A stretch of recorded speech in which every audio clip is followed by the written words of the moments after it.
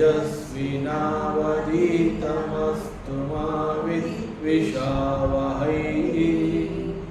ओम शांति शांति शांति। ಶ್ರೀಕೃಷ್ಣ ಸರೋನಿನ ಸೇವೆಯಾಗಲಿ ಸ್ವಾಮಿ. ಎಲ್ಲ ಆಧ್ಯಾತ್ಮ ಬಂಧುಗಳಿಗೂ ನಮಸ್ಕಾರ ಮತ್ತು ಶ್ರೀ ಚಿಕ್ಕಲಿಂಗೇಶ್ವರ ಸ್ವಾಮಿ ದೇವಸ್ಥಾನದ ಜ್ಞಾನಯಜ್ಞ ಶಾಲೆಗೆ ಸ್ವಾಗತ. ಧ್ವನಿ ಗುರುದೇವದಾಗಿರಲಿ, ವಿಚಾರ ಪರಮಾತ್ಮನದಾಗಿರಲಿ, ಹಾಗೂ ಇದು ನನ್ನದಲ್ಲದ ಕರ್ಮವಾಗಲಿ. ಕಠೋಪನಿಷತ್. ಮೊದಲಿಗೆ ಪ್ರಾರ್ಥನೆ. ಓಂ ನಮೋ ಭಗವತೆ ವೈವಸ್ವತಾಯ ಮೃತ್ಯುವೇ ಬ್ರಹ್ಮವಿದ್ಯಾಚಾರ್ಯಾಯ ನಚಿಕೇತಸೇ ಚ.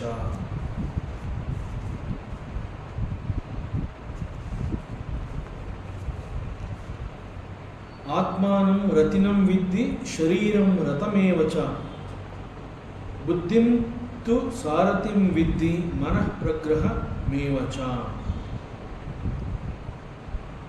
ಸೊ ಇಲ್ಲಿ ಉಪನಿಷತ್ ಹೇಳ್ತಾ ಇದೆ, ಒಬ್ಬ ಸಾರಥಿ ಅಂತಂದಾಗ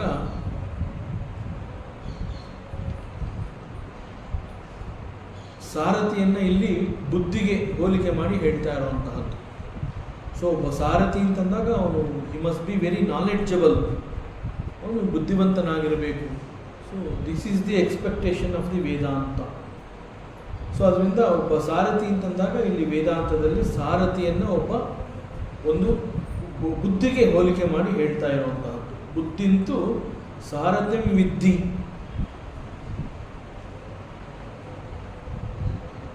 ಸೊ ಬುದ್ಧಿ ಅಂತ ಹೇಳಿದಾಗ ಅಲ್ಲಿರುವಂತಹ ಸ್ಟ್ರೆಂತ್ ಯಾವುದು? ಸಾಮಾನ್ಯವಾಗಿ ನಾವು ಬುದ್ಧಿ ಅಂತಂದಾಗ ನಮಗೆ ಗೊತ್ತೋ ಗೊತ್ತಿಲ್ಲದೇನೋ ಅದನ್ನು ನಾವು ಶಕ್ತಿ ಅಂತಲೇ ಉಪಯೋಗಿಸಿ ಹೇಳ್ತೀವಿ, ಬುದ್ಧಿಶಕ್ತಿ ಅಂತಲೇ ಕರಿತೀವಿ. ಸೊ ಬುದ್ಧಿ ಅಂತಂದಾಗ ಅದು ನಮಗೆ ಗೊತ್ತಿಲ್ಲ, ಯೋಚನೆ ಮಾಡಿರೋದಿಲ್ಲ, ಬಟ್ ನಾವು ಅದನ್ನು ಶಕ್ತಿ ಅಂತಲೇ ಕರೆದಿರ್ತೀವಿ. In fact it is a shakti, it is a power. ಬುದ್ಧಿ ಅನ್ನುವಂಥದ್ದು it is a strength. So ಅದರಿಂದ ಈ ಬುದ್ಧಿ ಅನ್ನುವಂತಹದ್ದು ಇಟ್ ಈಸ್ ದಿ ಸ್ಟ್ರೆಂತ್, ಅದೊಂದು ಶಕ್ತಿ. So it is the knowledge is the shakti. So ಈ ನಾಲೆಡ್ಜ್ ಅನ್ನುವಂತಹದ್ದು ಇಂಟೆಲೆಕ್ಟ್ ಅಂತಂದರೆ ಬುದ್ಧಿ. ಆ ಬುದ್ಧಿಗೆ ಸ್ಟ್ರೆಂತ್, ಬಲವನ್ನು ಕೊಡುತ್ತೆ. ಮತ್ತು ಈ ಸಂದರ್ಭದಲ್ಲಿ ಉಪನಿಷತ್ ಹೇಳ್ತಾ ಇದೆ, ಸಾರಥಿಯನ್ನು ಅದು ಬುದ್ಧಿ ಅಂತ ಕರೆದಿದೆ. ಸೊ ಉಪನಿಷತ್ ಪ್ರಕಾರ ಒಬ್ಬ ಸಾರಥಿ ಅನ್ನುವಂತಹವನು ಇಲ್ಲಿ ಬುದ್ಧಿ ಅನ್ನೋದಾದರೆ, ಆ ಬುದ್ಧಿಶಕ್ತಿ ಅದೇನದು? ಹಾಗಾದರೆ ಆ ಬುದ್ಧಿಶಕ್ತಿ ಅಂತಂದ್ರೆ ಏನು? ವಾಟ್ ಈಸ್ ಬುದ್ಧಿಶಕ್ತಿ? ಇಲ್ಲಿ ಬುದ್ಧಿಯನ್ನು ಶಕ್ತಿ ಅಂತ ಕರೆದಿರೋದ್ರಿಂದ ಅದರ ಹಿನ್ನೆಲೆನೇ ಇಲ್ಲಿರಬೇಕಾಗಿರುವಂತಹ ಒಂದು ಜ್ಞಾನ. ಆ ಜ್ಞಾನ that is the shakti to the sarathi. ಆ ಒಂದು ಬುದ್ಧಿಶಕ್ತಿ ಅಂತಲೇ ಹೇಳ್ತಾರೆ. ಸೊ ಬುದ್ಧಿ ಶುಡ್ ಹ್ಯಾವ್ ದಿ ನಾಲೆಡ್ಜ್. ಆ ಬುದ್ಧಿ ಅಂತ ಹೇಳಿದಾಗ ಆ ಬುದ್ಧಿಯ ಜೊತೆಯಲ್ಲಿ ಅಲ್ಲಿ ಜ್ಞಾನ ಕೂಡ ಬೆರೆತಿರಬೇಕು. ಸೊ ಯಾವ ರೀತಿಯ ಜ್ಞಾನ ಬೆರೆತಿರಬೇಕು? ಅಲ್ಲಿ ಬುದ್ಧಿಯ ಜೊತೆಯಲ್ಲಿ ಬೆರೆತಿರಬೇಕಾಗಿರುವಂತಹ ಜ್ಞಾನ ಯಾವುದು ಅಂತಂದರೆ, ಇಟ್ ಈಸ್ ಅಬೌಟ್ ದಿ ಶರೀರ, ದೇಹದ ಬಗ್ಗೆ ಜ್ಞಾನವನ್ನು ಹೊಂದಿರಬೇಕು. ದೇಹ ಅಂತಂದ್ರೆ ಏನು ಅಂತ ತಿಳ್ಕೊಂಡಿರಬೇಕು. ಅದೇ ರೀತಿ ಮನಸ್ಸು ಅಂತಂದ್ರೆ ಏನು ಅನ್ನುವಂತಹ ಅದರ ಬಗ್ಗೆ ಜ್ಞಾನವನ್ನು ಹೊಂದಿರಬೇಕು. ಜೊತೆಗೆ ಇಂದ್ರಿಯಗಳು ಅಂತ ಹೇಳ್ತಾರೆ. ಸೊ ಇಂದ್ರಿಯಗಳ ಬಗ್ಗೆ ಕೂಡ ಜ್ಞಾನವನ್ನು ಹೊಂದಿರಬೇಕು. ಸೊ ದಟ್ ಈಸ್ ಬುದ್ಧಿಶಕ್ತಿ. ಸೊ ಬುದ್ಧಿಶಕ್ತಿ ಅಂತಂದಾಗ ಆ ಬುದ್ಧಿಶಕ್ತಿ ಇವುಗಳೆಲ್ಲದರ ಬಗ್ಗೆ ಸಮಗ್ರವಾಗಿ ಜ್ಞಾನವನ್ನು ಹೊಂದಿರಬೇಕಾಗುತ್ತೆ. ದೇಹ, ಮನಸ್ಸು ಮತ್ತು ಇಂದ್ರಿಯಗಳು, ಅವುಗಳ ಬಗ್ಗೆ ಒಂದು ಜ್ಞಾನವನ್ನು ಅದು ಪಡ್ಕೊಂಡಿರಬೇಕಾಗುತ್ತೆ. ಸೊ ಇಲ್ಲಿ ಆ ಬುದ್ಧಿ ಅನ್ನುವಂತಹದ್ದು ಇಂತಹ ಜ್ಞಾನವನ್ನು ಹೊಂದಿರಬೇಕು, ಆಗ ಅದನ್ನು ಬುದ್ಧಿಶಕ್ತಿ ಅಂತ ಕರಿಬಹುದು ಅನ್ನೋದೇ ಆದರೆ, ವಾಟ್ ಆರ್ ದ ಪ್ರಾಕ್ಟೀಸಸ್ ಅಂತಂದರೆ ಇಲ್ಲಿ ಸಾಧನೆ ಯಾವುದು? ಹಾಗಾದರೆ ಬುದ್ಧಿಯನ್ನು ಶಕ್ತಿಯನ್ನಾಗಿ ಬದಲಾವಣೆ ಮಾಡಬೇಕು ಅಂತಂದಾಗ ಅಲ್ಲಿ ಆ ಬುದ್ಧಿ ಎನ್ನುವಂತಹದ್ದು ಈ ರೀತಿ ದೇಹ, ಮನಸ್ಸು ಮತ್ತು ಇಂದ್ರಿಯಗಳ ಬಗ್ಗೆ ವಿಸ್ತಾರವಾಗಿ ಜ್ಞಾನವನ್ನು ಹೊಂದಿರಬೇಕು ಅಂತಂದಾಗ ಆ ರೀತಿ ಆಗಬೇಕು ಅಂತಂದರೆ ವಾಟ್ ಈಸ್ ದಿ ಪ್ರಾಕ್ಟೀಸ್? ಸಾಧನೆ ಏನು? ಯಾವ ರೀತಿಯಾದ ಸಾಧನೆಯನ್ನು ಮಾಡಬೇಕಾಗುತ್ತೆ? ಜೊತೆಗೆ ಬುದ್ಧಿಯನ್ನು ಸಾರಥಿ ಅಂತ ಕರೆದಿರೋದ್ರಿಂದ ಹಾಗೂ ಶರೀರವನ್ನು ರಥ ಅಂತ ಹೇಳಿರೋದ್ರಿಂದ ಈ ಸಾರಥಿ ರಥವನ್ನು ಎಲ್ಲಿಗೆ ಕರ್ಕೊಂಡು ಹೋಗಿ ತಲುಪಿಸ್ತಾನೆ, ಹೋಗಿ ತಲುಪಬೇಕಾಗಿರುವಂತಹ ಆ ಡೆಸ್ಟಿನೇಷನ್, ಆ ಪ್ಲೇಸ್ ಆದರೂ ಯಾವುದು? ಆ ಕರೆಕ್ಟ್ ಪ್ಲೇಸ್ಗೆ ಹೋಗಿ ತಲುಪಬೇಕು ಅಂತಂದರೆ ಅದಕ್ಕೂ ಕೂಡ ಕೆಲವು ರೀತಿಯ ಸಾಧನೆಗಳನ್ನು ಮಾಡಬೇಕಾಗತ್ತೆ. ಸೊ ಆ ಎಲ್ಲ ಪ್ರಿಪರೇಷನ್ಗಳು ಯಾವುದು ಹಾಗಾದರೆ? ಮತ್ತು ಈ ಮಾರ್ಗದಲ್ಲಿ ಈ ರೀತಿ ಪ್ರಿಪರೇಷನ್ನ ನಾವು ಮಾಡ್ಕೋಬೇಕು ಅಂತಂದಾಗ, ಪ್ರಿಪರೇಷನ್ಗೆ ನಾವು ಸಿದ್ಧರಾದಾಗ ನಮ್ಮ ನಡುವೆ ಬರುವಂತಹದ್ದು ಅಂತಂದರೆ, ನಾವು ಸಾಧನೆಯನ್ನು ಮಾಡ್ತಾ ಇದ್ದೀವಿ ಅಂತಂದಾಗ ಆ ಸಾಧನೆಯ ಮಾರ್ಗದಲ್ಲಿ ನಮಗೆ ಎದುರಾಗಿ ಬರಬಹುದಾದಂತಹ ಅಡಚಣೆಗಳು, ಸವಾಲುಗಳು ಅಂತ ಹೇಳ್ತೀವಿ. ಅವುಗಳೆಲ್ಲ ಯಾವುದೆಲ್ಲ ಸವಾಲುಗಳು ಬರುತ್ತೆ, ಏನೆಲ್ಲ ಅಡ್ಡಿ ಬರಬಹುದು? ಸೊ ಅಲ್ಲಿ ಏನೇ ಒಂದು ಅಡ್ಡಿ ಬರಬಹುದು, ಅನೇಕ ರೀತಿಯ ಸವಾಲುಗಳು ಎದುರಾಗಬಹುದು. ಆ ಮಾರ್ಗದಲ್ಲಿ ಅಡ್ಡ ಬರಬಹುದಾದಂತಹ ಎಲ್ಲ ರೀತಿಯ ಅಡಚಣೆಗಳನ್ನು ನಿವಾರಿಸಬೇಕು ಅಂತಂದರೆ ಅಲ್ಲಿ ಆ ಬುದ್ಧಿ, ಆ ಸಾರಥಿ, ಅವನು he must be very strong. So ಅದರಿಂದ ಸಾರಥಿಯನ್ನು ನಂಬಿ ನಾವು ಆ ರಥದಲ್ಲಿ ಪ್ರಯಾಣವನ್ನು ಮಾಡ್ತೀವಿ ಅಂತಂದಾಗ ಹೋಗಿ ತಲುಪಬೇಕಾಗಿರುವಂತಹ ಜಾಗಕ್ಕೆ ನಾವು ಹೋಗಬೇಕಾದ್ರೆ ಮಾರ್ಗ ಮಧ್ಯದಲ್ಲಿ ಬರುವಂತಹ ಎಲ್ಲ ರೀತಿಯ ಅಡಚಣೆಗಳನ್ನು ಎದುರಿಸಿ ನಮ್ಮನ್ನು ಕರ್ಕೊಂಡು ಹೋಗಿ ನಾವು ತಲುಪಬೇಕಾಗಿರುವಂತಹ ಡೆಸ್ಟಿನೇಷನ್ಗೆ ಅವನು ತಲುಪಿಸ್ತಾನೆ ಅಂತಂದರೆ that sarathi must be very intelligent. ಅವನು ಬಹಳ ಬುದ್ಧಿವಂತನಾದ ಸಾರಥಿಯೇ ಆಗಿರಬೇಕು. ಅದರಿಂದ ಇಲ್ಲಿ ಉಪನಿಷತ್ ಹೇಳ್ತಾ ಇದೆ, ಸಾರಥಿ ಅಂತಂದಾಗ ಅದನ್ನು ಬುದ್ಧಿಗೆ ಕಂಪೇರ್ ಮಾಡಿ ಕರೆದಿದೆ ಉಪನಿಷತ್ತು.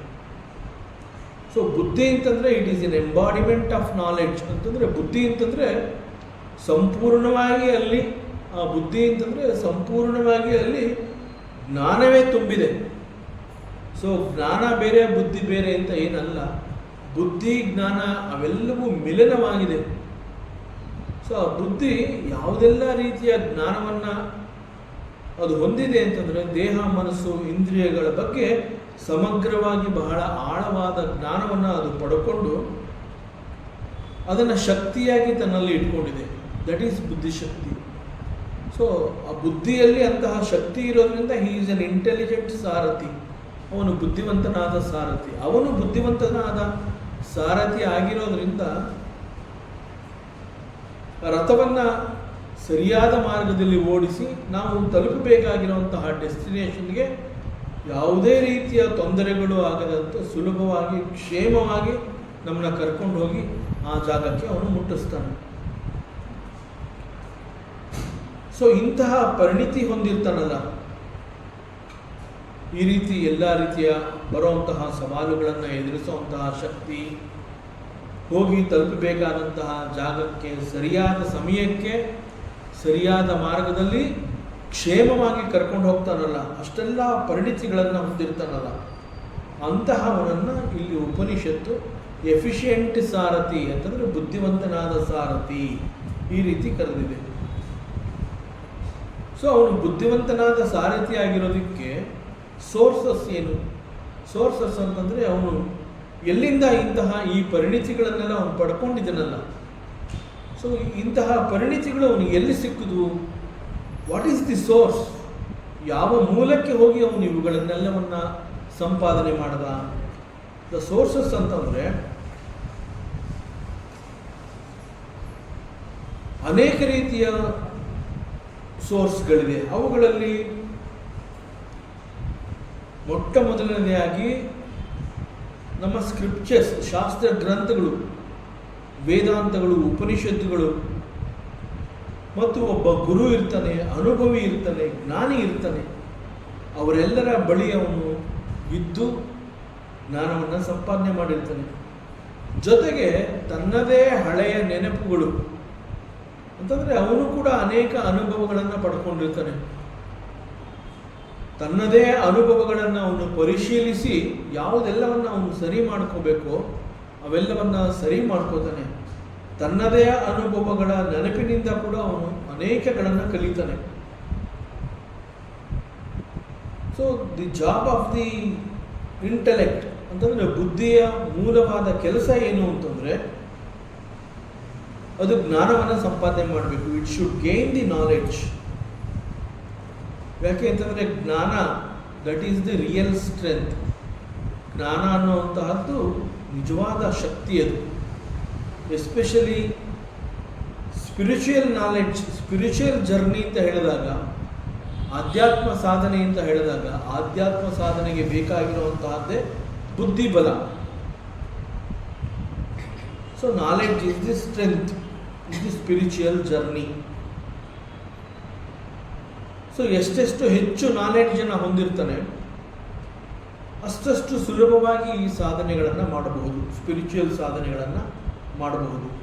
ಮತ್ತು ಎಷ್ಟು ಅವನು ಪರಿಣಿತಿ ಹೊಂದಿರ್ತಾನೆ, ಟು ದಟ್ ಎಕ್ಸ್ಟೆಂಟ್ ಅವನಿಗೆ ಹಿ ಗೆಟ್ಸ್ ದಿ ಕ್ಲಾರಿಟಿ ಅಂತಂದರೆ ಸಂಶಯಗಳೇ ಇಲ್ಲದಂತೆ ಎಲ್ಲವನ್ನು ಅವನು ತಿಳ್ಕೊತಾ ಬರ್ತಾನೆ.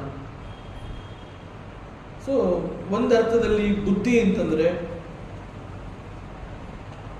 ಹೀಗೆ ಜ್ಞಾನವನ್ನೆಲ್ಲ ಸಂಪಾದನೆ ಮಾಡಿರ್ತಾನಲ್ಲ ಆ ಸಾರಥಿ,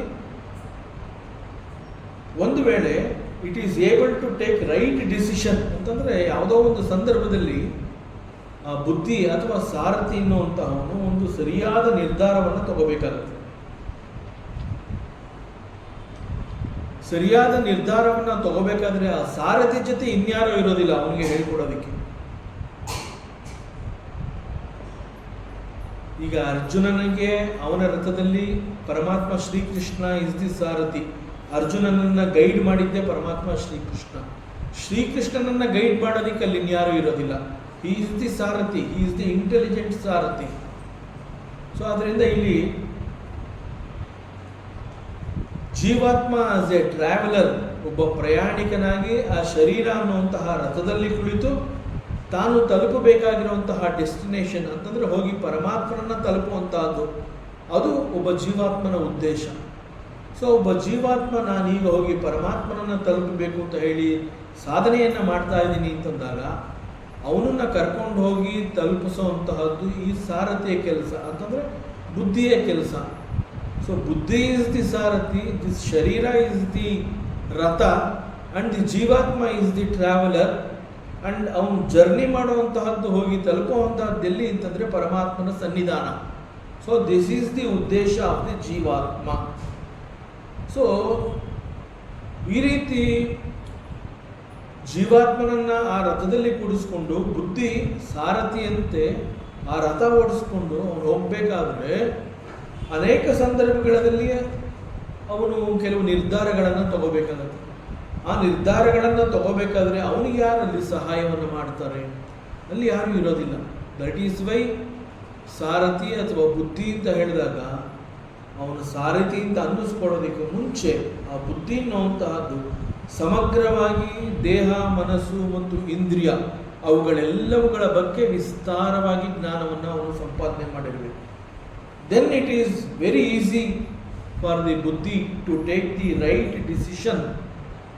ಸರಿಯಾದ ನಿರ್ಧಾರಗಳನ್ನು ಸರಿಯಾದ ಸಮಯದಲ್ಲಿ ಸರಿಯಾದ ಸ್ಥಳದಲ್ಲಿ ತಗೊಳ್ಳೋದಕ್ಕೆ ಸಾಧ್ಯ ಆಗುತ್ತೆ.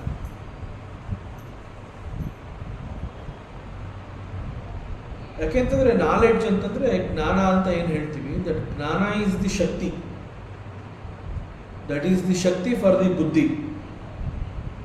ಸೊ ಆ ಶಕ್ತಿ ಆ ಬುದ್ಧಿ ಸಂಪಾದನೆ ಮಾಡಿರೋದ್ರಿಂದ ಇಟ್ ಈಸ್ ಪಾಸಿಬಲ್ ಅವನು ನಿರ್ಧಾರವನ್ನು ಬಹಳ ಸುಲಭವಾಗಿ ರೈಟ್ ಟೈಮಲ್ಲಿ ತಗೋತಾನೆ. ಸೊ ನಿರ್ಧಾರ ತಗೊಳ್ಳೋದು ದೊಡ್ಡದಲ್ಲ, ನಿರ್ಧಾರವನ್ನು ಯಾವ ಕ್ಷಣದಲ್ಲಿ ತಗೊಂಡಾಗ ಅದು ಉತ್ತಮ ಫಲವನ್ನು ಕೊಡುತ್ತೆ ಅನ್ನುವಂತಹದ್ದು ಕೂಡ ಅವನು ತಿಳ್ಕೊಂಡಿರಬೇಕು. ನನಗೆಲ್ಲ ಗೊತ್ತಿದೆ ಅಂತ ಹೇಳ್ಬಿಟ್ಟು ಪ್ರಯಾಣ ಮಾಡಿದ್ಮೇಲೆ ಅವನು ಡಿಸಿಷನ್ ತಗೋತೀನಿ ಅಂತಂದ್ರೆ ಅಲ್ಲ, ಪ್ರಯಾಣ ಮಾಡೋದಕ್ಕೆ ಮುಂಚೆನೇ ಅವನು ಡಿಸಿಷನ್ ತಗೋಬೇಕು. ಸೊ ಯಾವ ಸಂದರ್ಭದಲ್ಲಿ ಡಿಸಿಷನ್ ತಗೋಬೇಕೋ ಆ ಸಂದರ್ಭದಲ್ಲಿ ಆ ಸಮಯದಲ್ಲಿ ಅವನು ಡಿಸಿಷನ್ ತಗೊಂಡಾಗ ಇಟ್ ಈಸ್ ಈಸಿ, ಹೋಗಿ ತಲುಪುವಂತಹದ್ದು easy. So this is about buddhi. ಅದನ್ನು ಇಲ್ಲಿ ಬುದ್ಧಿಂತು ಸಾರಥಿಂ ವಿದ್ಧಿ, ಈ ಬುದ್ಧಿ ಎನ್ನುವಂತಹದ್ದು ಈಸ್ ಲೈಕ್ ಎ ಸಾರಥಿ ಅಂತ ಇಲ್ಲಿ ವೇದಾಂತ ಉಪನಿಷತ್ ಋಷಿ ಹೇಳ್ತಾ ಇದ್ದಾನೆ. ಆ್ಯಂಡ್ ಮನಃ ಪ್ರಗ್ರಹಮೇವಚ, ಬುದ್ಧಿ ಅನ್ನುವಂತಹದ್ದು ಸಾರಥಿ ಆಯಿತು, ಶರೀರ ಅನ್ನುವಂತಹದ್ದು ರಥ ಆಯಿತು, ರಥದಲ್ಲಿ ಕುಳಿತು ಪ್ರಯಾಣ ಮಾಡ್ತಾ ಇರೋದು ಯಾರು ಅಂತಂದ್ರೆ ಜೀವಾತ್ಮ ಆಯಿತು. ಈಗ ನೆಕ್ಸ್ಟ್ ಇನ್ನು ಬೇಕಲ್ಲ ರಥಕ್ಕೆ, ಅದೇನು ಅಂತಂದ್ರೆ ಮನಃ ಪ್ರಗ್ರಹಮೇವಚ, ಮನಸ್ಸನ್ನ ಕುದುರೆಗಳನ್ನು ನಿಯಂತ್ರಿಸಲು ಉಪಯೋಗಿಸುವಂತಹ ಕಡಿವಾಣವನ್ನು ಆ ಮನಸ್ಸು ಅನ್ನುವಂತಹದ್ದು ಆ ಕೆಲಸವನ್ನು ನಿರ್ವಹಿಸುತ್ತೆ. ಸೊ ಮನಃ ಪ್ರಗ್ರಹಮೇವಚ, ಮನಸ್ಸು ಈಸ್ ದಿ ಕಡಿವಾಣ. ಈಗ ಆಲ್ಮೋಸ್ಟ್ ಎಲ್ಲ ರೆಡಿ ಆಯಿತು, ರಥ ರೆಡಿ ಆಯಿತು, ಸಾರಥಿ ರೆಡಿ ಆಯಿತು, ಪ್ರಯಾಣಿಕ ಅಂತಂದ್ರೆ ಜೀವಾತ್ಮ ಇಸ್ ಆಲ್ಸೋ ರೆಡಿ, ಕುದುರೆಗಳನ್ನು ನಿಯಂತ್ರಿಸುವಂತಹ ಕಡಿವಾಣ ಮನಸ್ಸು ಕೂಡ ರೆಡಿ ಆಯಿತು. ನೆಕ್ಸ್ಟ್ ರಥಕ್ಕೆ ಬೇಕಾಗುವಂತಹ ಕುದುರೆಗಳು ಬೇಕು. ಸೊ ಕುದುರೆಗಳು ಯಾವುದು? ಇಂದ್ರಿಯಾಣಿ ಹಯಾನಾಹು. ಸೊ ಇಲ್ಲಿ ಕುದುರೆಗಳನ್ನು ಇಂದ್ರಿಯಗಳಿಗೆ ಹೋಲಿಕೆ ಮಾಡಿ ಹೇಳಿದೆ ಉಪನಿಷತ್ತು. ಯಾವ ಯಾವ ಇಂದ್ರಿಯಗಳು ಕುದುರೆಗಳಾಗಿ ಇಲ್ಲಿ ಈ ರಥದಲ್ಲಿ ಕಟ್ಟಲ್ಪಟ್ಟಿವೆ? ಇಂದ್ರಿಯಗಳು ಅಂತ ಹೇಳಿದಾಗ ಒಟ್ಟು 10 ಇಂದ್ರಿಯಗಳನ್ನು ನಾವು ಹೊಂದಿರ್ತೀವಿ. ಪಂಚ ಜ್ಞಾನೇಂದ್ರಿಯ ಮತ್ತು ಪಂಚ ಕರ್ಮೇಂದ್ರಿಯ, ಒಟ್ಟು 10 ಇಂದ್ರಿಯಗಳನ್ನು ನಾವು ಹೊಂದಿರ್ತೀವಿ. ಸೊ ಪಂಚ ಜ್ಞಾನೇಂದ್ರಿಯಗಳು ಅಂತಂದ್ರೆ they are the input devices. ನಮಗೆ ಜಗತ್ತಿನಿಂದ ಅನೇಕ ರೀತಿಯ ಲೌಕಿಕ ಜ್ಞಾನ ಅಂತ ಕರಿತೀವಿ. ಅಂತಹ ಲೌಕಿಕ ಜ್ಞಾನವನ್ನು ಕೊಡುವಂತಹದ್ದು ಯಾವುದು ಅಂತಂದರೆ ದೀಸ್ ಪಂಚೇಂದ್ರಿಯಾಸ್, ಪಂಚ ಜ್ಞಾನೇಂದ್ರಿಯಾಸ್. ಸೊ ಲೌಕಿಕ ಜ್ಞಾನ ನಮಗೆ ಸಿಗ್ತಾ ಇದೆ ಅಂತಂದರೆ it is only because of the ಪಂಚ ಜ್ಞಾನೇಂದ್ರಿಯಾಸ್. ಸೊ ಪಂಚ ಜ್ಞಾನೇಂದ್ರಿಯ ಅಂತಂದರೆ ಅವುಗಳು ಯಾವುದು ಅಂತಂದರೆ ಕಣ್ಣು, ಕಿವಿ, ನಾಲಿಗೆ, ಮೂಗು ಮತ್ತು ಚರ್ಮ. ಸೊ ಯಾವೆಲ್ಲ ಜ್ಞಾನಗಳು ನಮಗೆ ಸಿಗುತ್ತೆ ಈ ಪಂಚ ಜ್ಞಾನೇಂದ್ರಿಯಗಳು, ಇವುಗಳಿಂದ ನಮಗೆ ಲೌಕಿಕ ಜ್ಞಾನ ಸಿಗುತ್ತೆ ಅಂತಂದರೆ ಆ ಲೌಕಿಕ ಜ್ಞಾನಗಳು ಯಾವುದು ಅಂತಂದರೆ ಶಬ್ದ, ಸ್ಪರ್ಶ, ರೂಪ, ರಸ, ಜ್ಞಾನ. ಸೊ ಇಲ್ಲಿ ಫಾರ್ ಎಕ್ಸಾಂಪಲ್ ಶಬ್ದ ಅಂತಂದರೆ ಇಟ್ ಈಸ್ ವೇದಾಂತದಲ್ಲಿ ಅದನ್ನು ಹೇಳಬೇಕು ಅಂತಂದರೆ ಶಬ್ದ ಅಂತ ಹೇಳಿದಾಗ ಇಟ್ ಈಸ್ ಎ ವಿಷಯ. ವೇದಾಂತದಲ್ಲಿ ವಸ್ತು ವಿಷಯ ಅನ್ನುವಂತಹದ್ದು ಬರುತ್ತೆ. ಅದು ಜಗತ್ತಿನಲ್ಲಿ ಇರುವಂತಹ ಲೌಕಿಕ ವಸ್ತುಗಳನ್ನು ಕುರಿತು ಹೇಳುವಂತಹದ್ದು. ಸೊ ಶಬ್ದ ಅಂತ ಹೇಳಿದಾಗ ದಿಸ್ ಶಬ್ದ ಈಸ್ ಆಲ್ಸೋ ಎ ವಿಷಯ ಅಂತಂದ್ರೆ it is A sense object. ನಮಗೆ ಆಶ್ಚರ್ಯ ಆಗುತ್ತೆ, ವಿಷಯ ಅಂತ ನಾವು ಬಹಳ ಸುಲಭವಾಗಿ ಮಾತನಾಡ್ತೀವಿ, ನಾವು ಬಹಳ ಬೇಗ ಅದನ್ನು ಗ್ರಾಸ್ಪ್ ಮಾಡ್ತೀವಿ. ಈಗ ನಂಗೊಂದು ವಿಷಯ ನಿನಗೆ ಗೊತ್ತಿರೋದು ಹೇಳ್ತೀಯಾ ಅಂತ ನಿಮ್ಮನ್ನು ಕೇಳಿದಾಗ ಸೊ ನಮ್ಮಿಬ್ರಿಗೂ ಅರ್ಥ ಆಯಿತು ವಿಷಯ ಅಂತಂದ್ರೆ ಏನು ಅನ್ನುವಂಥದ್ದು. ಒಂದು ವಿಷಯ ಹೇಳ್ತೀಯಾ ಅಂತ ನಾನು ಕೇಳಿದಾಗ ಆ ವಿಷಯ ಅಂತ ನಾನು ಉಪಯೋಗಿಸಿರುವಂತಹ ಪದ ಏನು ಅನ್ನುವಂತಹದ್ದು ನನಗೆ ಗೊತ್ತು. ಅದೇ ರೀತಿ ನಿಮ್ಮನ್ನು ಕೇಳಿದಾಗ ಅವರು ಏನೋ ಒಂದು ವಿಷಯವನ್ನು ಕೇಳಬೇಕು ಅಂತ ಕೇಳ್ತಾ ಇದ್ದಾರೆ, ಆ ವಿಷಯ ನನಗೆ ಗೊತ್ತಿದೆ ಅಂತ ಅಂದಮೇಲೆ ಆ ವಿಷಯ ಅನ್ನುವಂತಹದ್ದು ನಿಮಗೂ ಅರ್ಥ ಆಗಿದೆ. ಸೊ ಅದು ಏನು ಬೇಕಾದ್ರೂ ಆಗಿರಬಹುದು ಆ ವಿಷಯ. ಆದರೆ ಇಲ್ಲಿ ಶಬ್ದ ಅನ್ನುವಂತಹದ್ದೇ ಒಂದು ವಿಷಯ ಅಂತ ಹೇಳುತ್ತೆ. ಉದಾಹರಣೆಗೆ ಇಲ್ಲಿ ಹೇಳ್ತಾ ಇರುವಂತಹದ್ದು, ಸೊ ಶಬ್ದ ಅನ್ನುವಂತಹದ್ದನ್ನು ಒಂದು ವಿಷಯ ಅಂತ ವೇದಾಂತ ಕರೆದಿದೆ ಮತ್ತು ಅದನ್ನು it is A sense object ಅಂತಂದರೆ ಇಂದ್ರಿಯಗಳಿಗೆ ಸಿಕ್ಕಿರುವಂತಹ ಒಂದು ವಸ್ತು. ಅದು ನಾವು ವಿಷಯ ಅಂತ ಏನು ಮಾತನಾಡಿದ್ದೀವಿ ಆ ವಿಷಯ ಅನ್ನುವಂತಹದ್ದು ಇಂದ್ರಿಯಗಳಿಗೆ ವಸ್ತು. ಸೊ ಯಾವುದು ಇಂದ್ರಿಯಗಳಿಗೆ ವಸ್ತುವಾಗಿದೆ ಅದು ನಮಗೆ ವಿಷಯವಾಗಿ ಅಂತಂದರೆ ಜ್ಞಾನವಾಗಿ ನಮಗೆ ಸಿಗುತ್ತೆ. ನಮಗೆ ಜ್ಞಾನವಾಗಿ ಸಿಗುವುದಕ್ಕೆ ಮುಂಚೆ ಅವುಗಳು ಇಂದ್ರಿಯಗಳಿಗೆ ವಸ್ತುವಾಗಿ ಕಂಡುಬರುತ್ತೆ. ಆ ನಂತರದಲ್ಲಿ ಅದು ನಮಗೆ ವಿಷಯವಾಗಿ ಸಿಗುತ್ತೆ. ಸೊ ಅದರಿಂದ ಇಲ್ಲಿ ಶಬ್ದ ಅಂತ ಹೇಳಿದಾಗ ಶಬ್ದ ಈಸ್ ಎ ವಿಷಯ ಆ್ಯಂಡ್ ದಿಸ್ ವಿಷಯ ಈಸ್ ಅನ್ ಆಬ್ಜೆಕ್ಟ್, ಅದೊಂದು ವಸ್ತು ಇಂದ್ರಿಯಕ್ಕೆ. ಶಬ್ದ ಅಂತಂದ್ರೆ ಏನು? ಇಟ್ಸ್ ಸೌಂಡ್ ಈಸ್ ಕಾಲ್ಡ್ ಶಬ್ದ. ಶಬ್ದ ಮೀನ್ಸ್ ಸೌಂಡ್. ಆಗ ನಾವು ಹೇಳ್ತೀವಿ ಒಂದು ಶಬ್ದವನ್ನು ನಾನು ಕೇಳಿಸ್ಕೊಂಡೆ ಅಂತ ಹೇಳ್ತೀವಿ. ಶಬ್ದವನ್ನು ನಾನು ಕೇಳಿಸ್ಕೊಂಡೆ ಅಂತಂದರೆ ಯಾವ ರೀತಿಯಲ್ಲಿ ಕೇಳಿಸ್ಕೊಂಡೆ ಅಥವಾ ಯಾವ ಮೂಲಕ ಕೇಳಿಸ್ಕೊಂಡೆ? Through our years. ನಾನು ಕಿವಿಗಳ ಮೂಲಕ ಒಂದು ಶಬ್ದವನ್ನು ನಾನು ಕೇಳಿಸ್ಕೊಂಡೆ ಅಥವಾ ಆಲಿಸಿದೆ. ಶಬ್ದ ಅನ್ನುವಂತಹದ್ದು ನನಗೆ ಹೇಗೆ ಸಿಕ್ತು ಅಂತಂದರೆ ಥ್ರೂ ಮೈ ಕಿವಿ. ಶಬ್ದ ಅಂತ ಹೇಳಿದಾಗ ಆ ಶಬ್ದವನ್ನು ನಮಗೆ ಪರಿಚಯ ಮಾಡಿಕೊಳ್ಳುವಂತಹದ್ದು ಕಣ್ಣಲ್ಲ, ನಾಲಿಗೆ ಅಲ್ಲ, it is only kiwi. So ಶಬ್ದ ಮೀನ್ಸ್ ಸೌಂಡ್, ಅಂಡ್ ಆ ಸೌಂಡ್ ಅನ್ನುವಂತಹದ್ದು ನಮಗೆ ಕಿವಿಯ ಮೂಲಕ ಸಿಕ್ಕಿರುವಂತಹದ್ದು. ಒಂದು ವೇಳೆ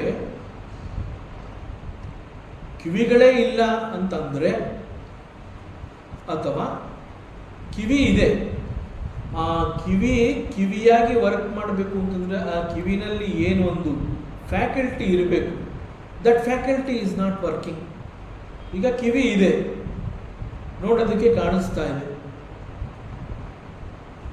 ಅದರ ಶೇಪು, ಅದರ ಆಕಾರ ಅದೆಲ್ಲ ನಮಗೆ ಗೊತ್ತಾಗಿರೋದ್ರಿಂದ ನೋಡಿದ ತಕ್ಷಣ ಹೇಳ್ತೀವಿ ಆ ಮನುಷ್ಯನಿಗೆ ಕಿವಿ ಇದೆ ಅಂತ ಹೇಳ್ತೀವಿ. ಬಟ್ ಅದು ಮೇಲ್ನೋಟಕ್ಕೆ ನಮಗೆ he has got the years ಅನ್ನೋದು ನಾವು ಹೇಳಿರ್ತೀವಿ. ಬಟ್ ಆ ಇಯರ್ಸ್ ವರ್ಕ್ ಮಾಡ್ತಾ ಇದೆಯಾ ಇಲ್ವೋ ಅನ್ನೋದು ನಮಗೆ ಗೊತ್ತಾಗೋದಿಲ್ಲ. ಆ ಇಯರ್ಸ್ ಅನ್ನೋದು, ಆ ಕಿವಿಗಳು ಅಲ್ಲಿರುವಂತಹ ಒಂದು ಫ್ಯಾಕಲ್ಟಿ ಅದು ವರ್ಕ್ ಮಾಡಿದ್ರೆ ಮಾತ್ರ ಇಟ್ ಈಸ್ ಪಾಸಿಬಲ್ ಒಂದು ಶಬ್ದವನ್ನು ಕೇಳಿಸ್ಕೋಬಹುದು. ಒಂದು ವೇಳೆ ಕಿವಿಗಳು ಇಲ್ಲ ಅಥವಾ ಆ ಕಿವಿ ಕೆಲಸ ಮಾಡ್ತಾ ಇಲ್ಲ ಅಂತ ಹೇಳ್ತೀವಿ.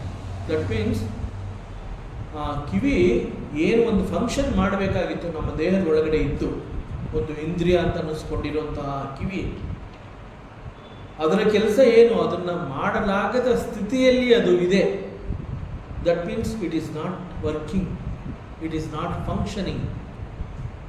ಸೊ ಕಿವಿ ಕೇಳಿಸ್ತಾ ಇಲ್ಲ ಅಂತ ಹೇಳ್ತೀವಿ. ಕಿವಿ ಇದೆ ಆದರೆ ಶಬ್ದ ಕೇಳಿಸ್ತಾ ಇಲ್ಲ. ಕಿವಿ ಇದ್ದು ಶಬ್ದ ಯಾಕೆ ಕೇಳಿಸ್ತಾ ಇಲ್ಲ ಅಂತಂದರೆ ಕಿವಿಯ ಒಳಗಡೆ ಯಾವುದೊಂದು ವರ್ಕ್ ಮಾಡಬೇಕಾಗಿತ್ತು, it is not working. So ನಮಗೆ ಆ ಶಬ್ದ ಕೇಳಿಸ್ತಾ ಇಲ್ಲ. ಸೊ ಸೌಂಡ್ ಇದ್ರೂ ಕೂಡ ಆ ಸೌಂಡ್ ನಮ್ಮನ್ನು ತಲುಪೋದಿಲ್ಲ. ದೆರ್ ಈಸ್ ಎ ಸೌಂಡ್, ಶಬ್ದ ಆಯಿತು, ಎಲ್ರಿಗೂ ಕೇಳಿಸಿದೆ, ನನಗೆ ಕೇಳಿಸಿಲ್ಲ. ಸೊ ಶಬ್ದ ಉಂಟಾದರೂ ಕೂಡ ಆ ಶಬ್ದ ನನಗೆ ಪರಿಚಯ ಆಗಿಲ್ಲ, ನನಗೆ ಶಬ್ದದ ವಿಷಯ ಸಿಕ್ಕಿಲ್ಲ. ಶಬ್ದನೇ ಇರಲಿಲ್ವ ಹಾಗಾದ್ರೆ ಅಂದರೆ ಶಬ್ದ ಇತ್ತು, ಕಿವಿಗಳು ವರ್ಕ್ ಮಾಡಲಿಲ್ಲ. ಸೊ ಹೀಗೆ ಶಬ್ದ ಈಸ್ ಎ ವಿಷಯ ಅಂತ ಹೇಳಿದಾಗ ಆ ವಿಷಯ ಈಸ್ ಎ ವಸ್ತು ಫಾರ್ ದಿ ಇಂದ್ರಿಯ. ಆ ಇಂದ್ರಿಯ ಅನ್ನುವಂತಹದ್ದು ವರ್ಕ್ ಮಾಡಿದ್ರೆ ಅದು ನಮಗೆ ತಂದುಕೊಡುವಂತಹ ವಿಷಯ ಜ್ಞಾನವಾಗಿ ನಾನು ಸ್ವೀಕರಿಸ್ತೀನಿ. ಸೊ ಈ ಪ್ರಕಾರ ಕಿವಿ ಅನ್ನುವಂತಹದ್ದು ಒಂದು ಇಂದ್ರಿಯ. ಅದೇ ರೀತಿ ಸ್ಪರ್ಶ ಅಂತ ಹೇಳ್ತೀವಿ. ಸ್ಪರ್ಶ ಅಂತಂದ್ರೆ ಏನು? To touch. ಕೆಲವೊಂದುಗಳನ್ನು ಮುಟ್ಟಿದ ಕೂಡಲೇ ನಮಗೆ ಒಂದು ಜ್ಞಾನ ಸಿಗುತ್ತೆ, ದಿ ನಾಲೆಡ್ಜ್. ಆ ನಾಲೆಡ್ಜ್ ನಮ್ಗೆ ಹೆಂಗೆ ಸಿಗ್ತಾ ಇದೆ? ಈಗ ಶಬ್ದ ಅನ್ನುವಂತಹದನ್ನ ಕಿವಿಯ ಮೂಲಕ ಕೇಳಿಸ್ಕೊಂಡ್ವಿ, ಆದರೆ ಸ್ಪರ್ಶ ಅನ್ನುವಂತಹದ್ದು ಥ್ರೂ ದಿ ಸ್ಕಿನ್. ಅದು ಯಾವ ರೀತಿ ನಮಗೆ ಜ್ಞಾನವನ್ನು ಕೊಡುತ್ತೆ? ಫಾರ್ ಎಕ್ಸಾಂಪಲ್, ಹಾಲು ಕಾಯಿಸಿರ್ತೀವಿ,